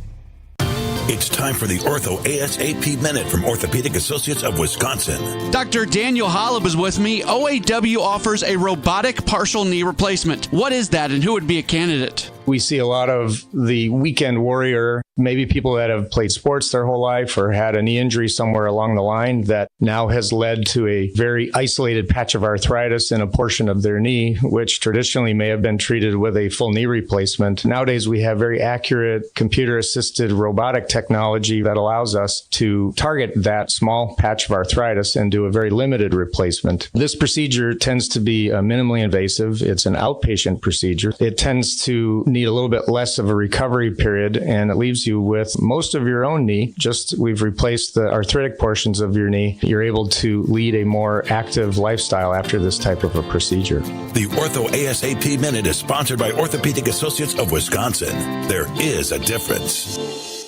There's a good chance you're on a budget. We all are. But she wants a diamond. You know it. I know it. And Robert Hack Diamonds knows it too, because they offer a huge collection of lab-grown diamonds, and they sell them at crazy prices. How about 2-carat total weight diamond studs for $8.95? Robert Hack Diamonds can get any size, shape, or clarity in natural or lab-grown diamonds. Don't buy until you call Robert Hack Diamonds. $8.95 for a 2-carat pair of diamond studs. Oh, baby! Robert Hack Diamonds in Greenfield and in Brookfield. Why overspend when you can save at Robert Hack Diamonds for the same diamond you're looking for? Some jewelers are charging nearly $5,000 for a lab-grown diamond. Not Robert Hack. Your visit will be worth it, and she'll think so too.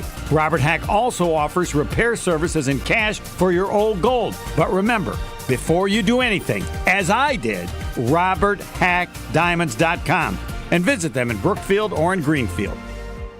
Do you worry about how much someone drinks? Do you feel neglected or unloved? If you answered yes to any of these questions, you are not alone. Al-Anon and Alateen can help. Call 1-866-200-0223 or visit alanon.org/help. This is Wilde and Tausch on 94.5 ESPN. Sponsored by American Family Insurance. Insure carefully, dream fearlessly. Get a quote and find an agent at amfam.com.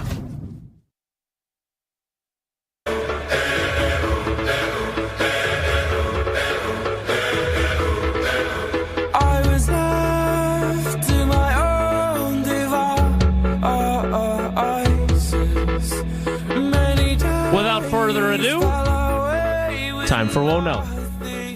If the topic is good, the guys discuss. Just the other morning I had breakfast at Tracy Rocker's house. His mama brought out 15 flapjacks. He said, Mama, take back 5 of them flapjacks. I gotta stay hungry for the Crimson Tide. But if it's not, the show must go on.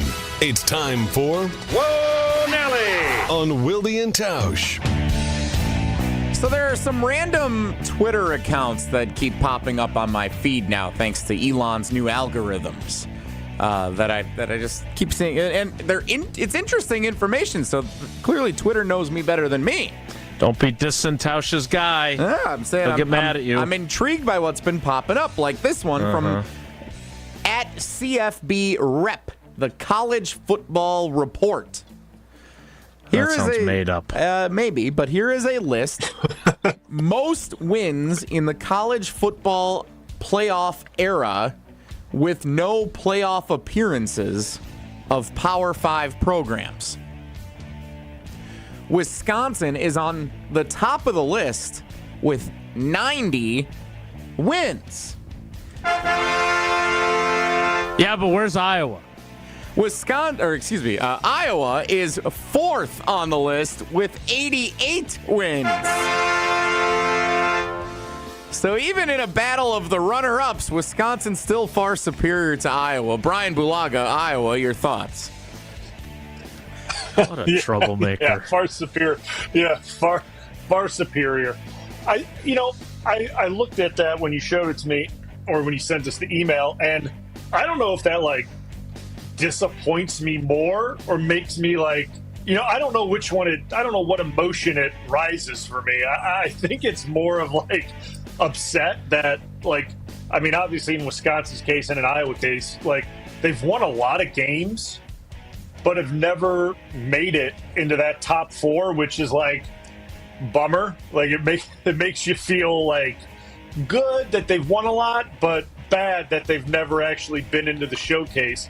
We'll see how it goes now that there's more teams, right? There's opportunity now for a team that loses the Big Ten championship to potentially get into that 12, team playoff, which is exciting. So we'll see how it goes. But yeah, I mean, like when we won the Orange Bowl when I was there, like, you know, we still wouldn't have gotten in because I think we ended the season at like 5 or 6. So like even that great team that we had would have never gotten into the playoff either. So it's just one of those things that it's fun to see that they win a lot, but disappointing that they've never gotten into the show.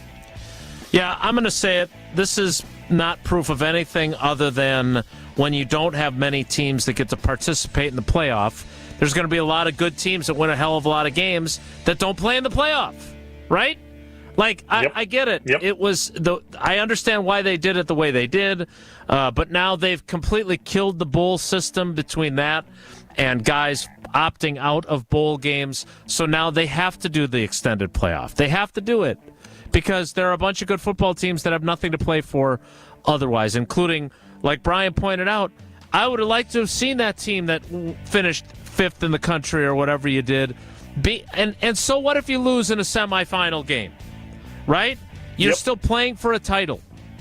And so this doesn't, Jesse, your first one out of your Elon algorithm, this does nothing for me. All this does is prove that they didn't have enough teams in the playoff. That's all it proves to me. And what it shows to me is like Oklahoma State, Penn State, Utah, USC, Texas A&M, Florida are all on this list. Auburn. These are really good programs that have never been to a college football playoff.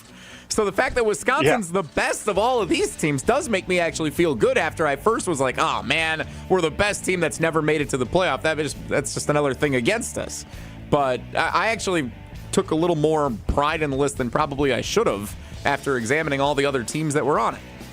Well, that doesn't surprise me. Whoa, Nelly! If you're not going to win the national title, at least be good at something else, right? Stephon Gilmore is 34 years old, and the veteran corner had just signed with the Minnesota Vikings over the weekend. Remember a couple of years ago when Tausch wanted the Packers to trade in? It was all hot on one day that right before the deadline, the Packers need to trade for Stephon Gilmore and they will win the Super Bowl.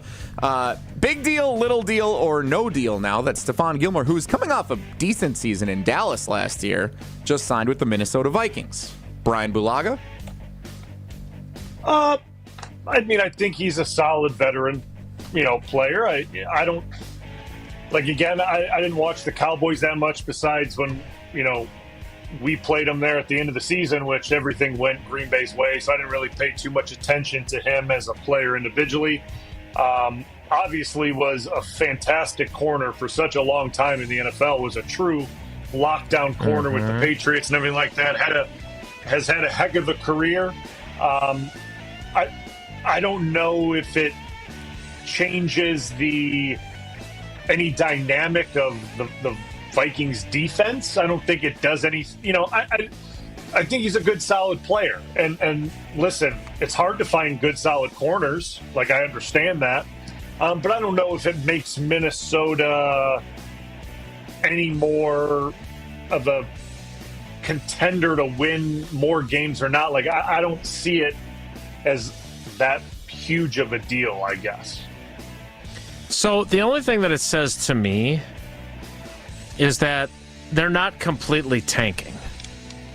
Because if you've given up on the season after J.J. McCarthy's injury and the fact that you're going to start Sam Darnold as your quarterback, then you don't bother with Stephon Gilmore, right? Now, I understand there has been obviously the tragic circumstance of losing one of their draft picks who was a cornerback, Kyrie Jackson, in a car accident. But if you don't think you can compete, you just don't bother with Stephon Gilmore. So at least they're not blatantly tanking by signing him. But beyond that, I'm with Bryan. It doesn't change how I view them. I will say this. If I'm Stephon Gilmore, my best years were in New England, where the defensive coordinator was Brian Flores, who is the Minnesota Vikings defensive coordinator.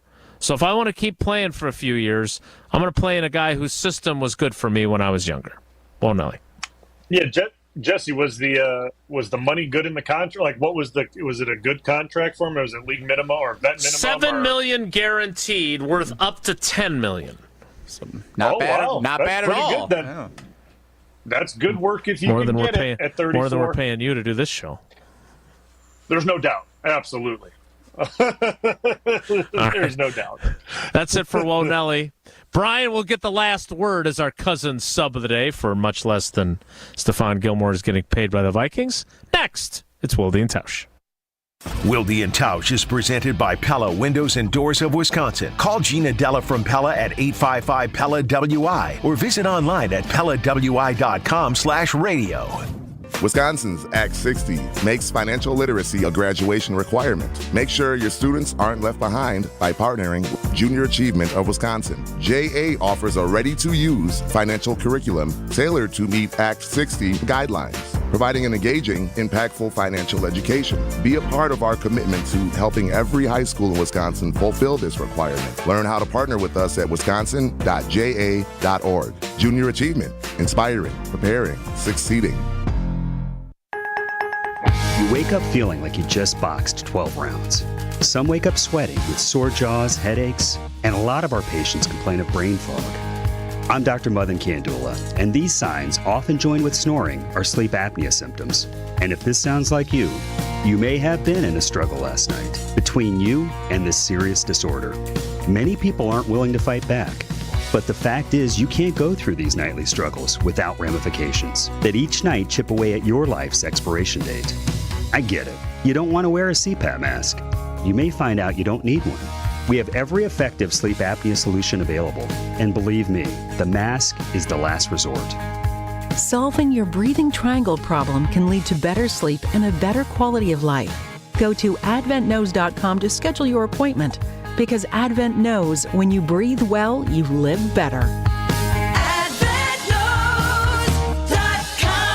Results may vary. Stay up to date on the green and gold all off season. The Green and Gold Fix podcast is brought to you by Potawatomi Casino Hotel. Luxury stay, elite play, unwind in sophisticated comfort. Win big, dine, and experience the events in Milwaukee. I'm Ben Jewick with Coakley Brothers and Brothers Interiors. The crew is winning ball games here in Milwaukee and around the country. Our team stands ready to help your organization win across North America. Powered by Coakley Connect, our revolutionary facilities management platform. The Coakley crew supports clients across the country manage their real estate portfolio, offering facility-focused products and services, interior design, construction, new furniture, installation, and move management. We'll help you create and manage interior environments that drive your teams forward. Visit CoakleyBrothers.com and hit a home run.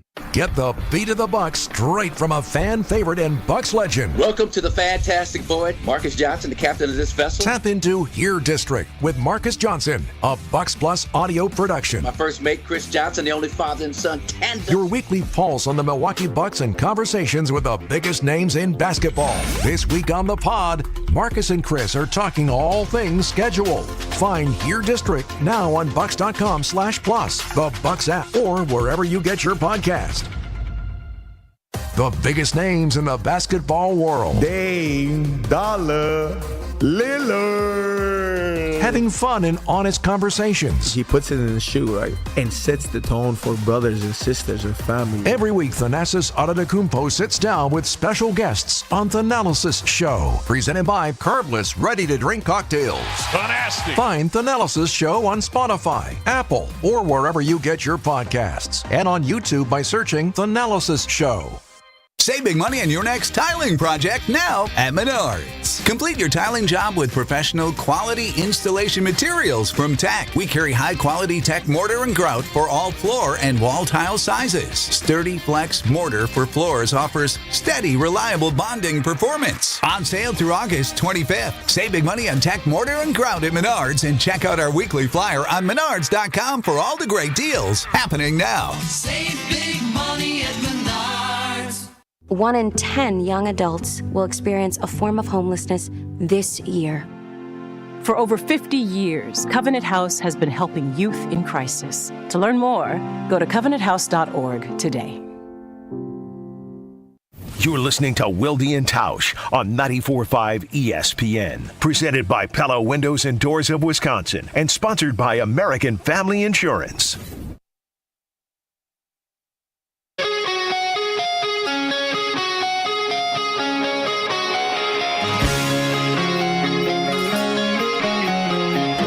All right, Bryan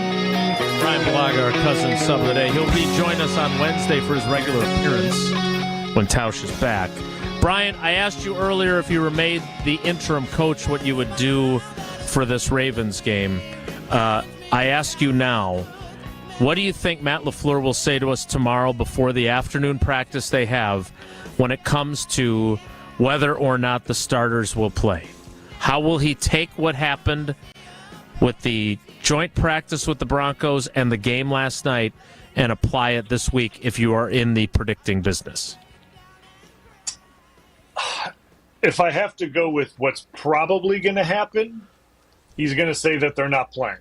The starters are not playing. If I had to go with what should he's happen, probably going to say what and listen, I'm not in the coaching business in the NFL level, but what I think would maybe be good would be for him to say, we haven't made that decision yet. We're going to go through this week of practice and see what we think the guys need going into the final game. And that's the way I would approach it, just kind of like I said, to keep these guys on their toes, give them a little sense of urgency. That also lets them know what they just did the last week wasn't good enough, and it's not going to be good enough going forward. So that would be the way I would approach it. I think he's going to go the way that we're not going to play any of them in the final game, but they're going to get the work in the joint practice. And, hey, they may be, and that's fine if that's the way he goes, but it is all based on how these guys respond this week in practice. Well, we will find out tomorrow, and then on Wednesday I'll be able to report back to you what he actually said. I think he should take your advice, and I know he's an avid listener to the show. That's it for us today. Thanks for coming along for the ride, and, of course, thanks to Bryan for being our cousin sub of the day. Have a great day. Take care. Be good. Miss any of today's episode of Wilde and Tausch, presented by Pella Windows and Doors of Wisconsin? Commercial-free full show podcasts are available free on Wisconsin On Demand. Awarded Best of Weddings 2023 by The Knot, the Bog is much more than world-class golf. Our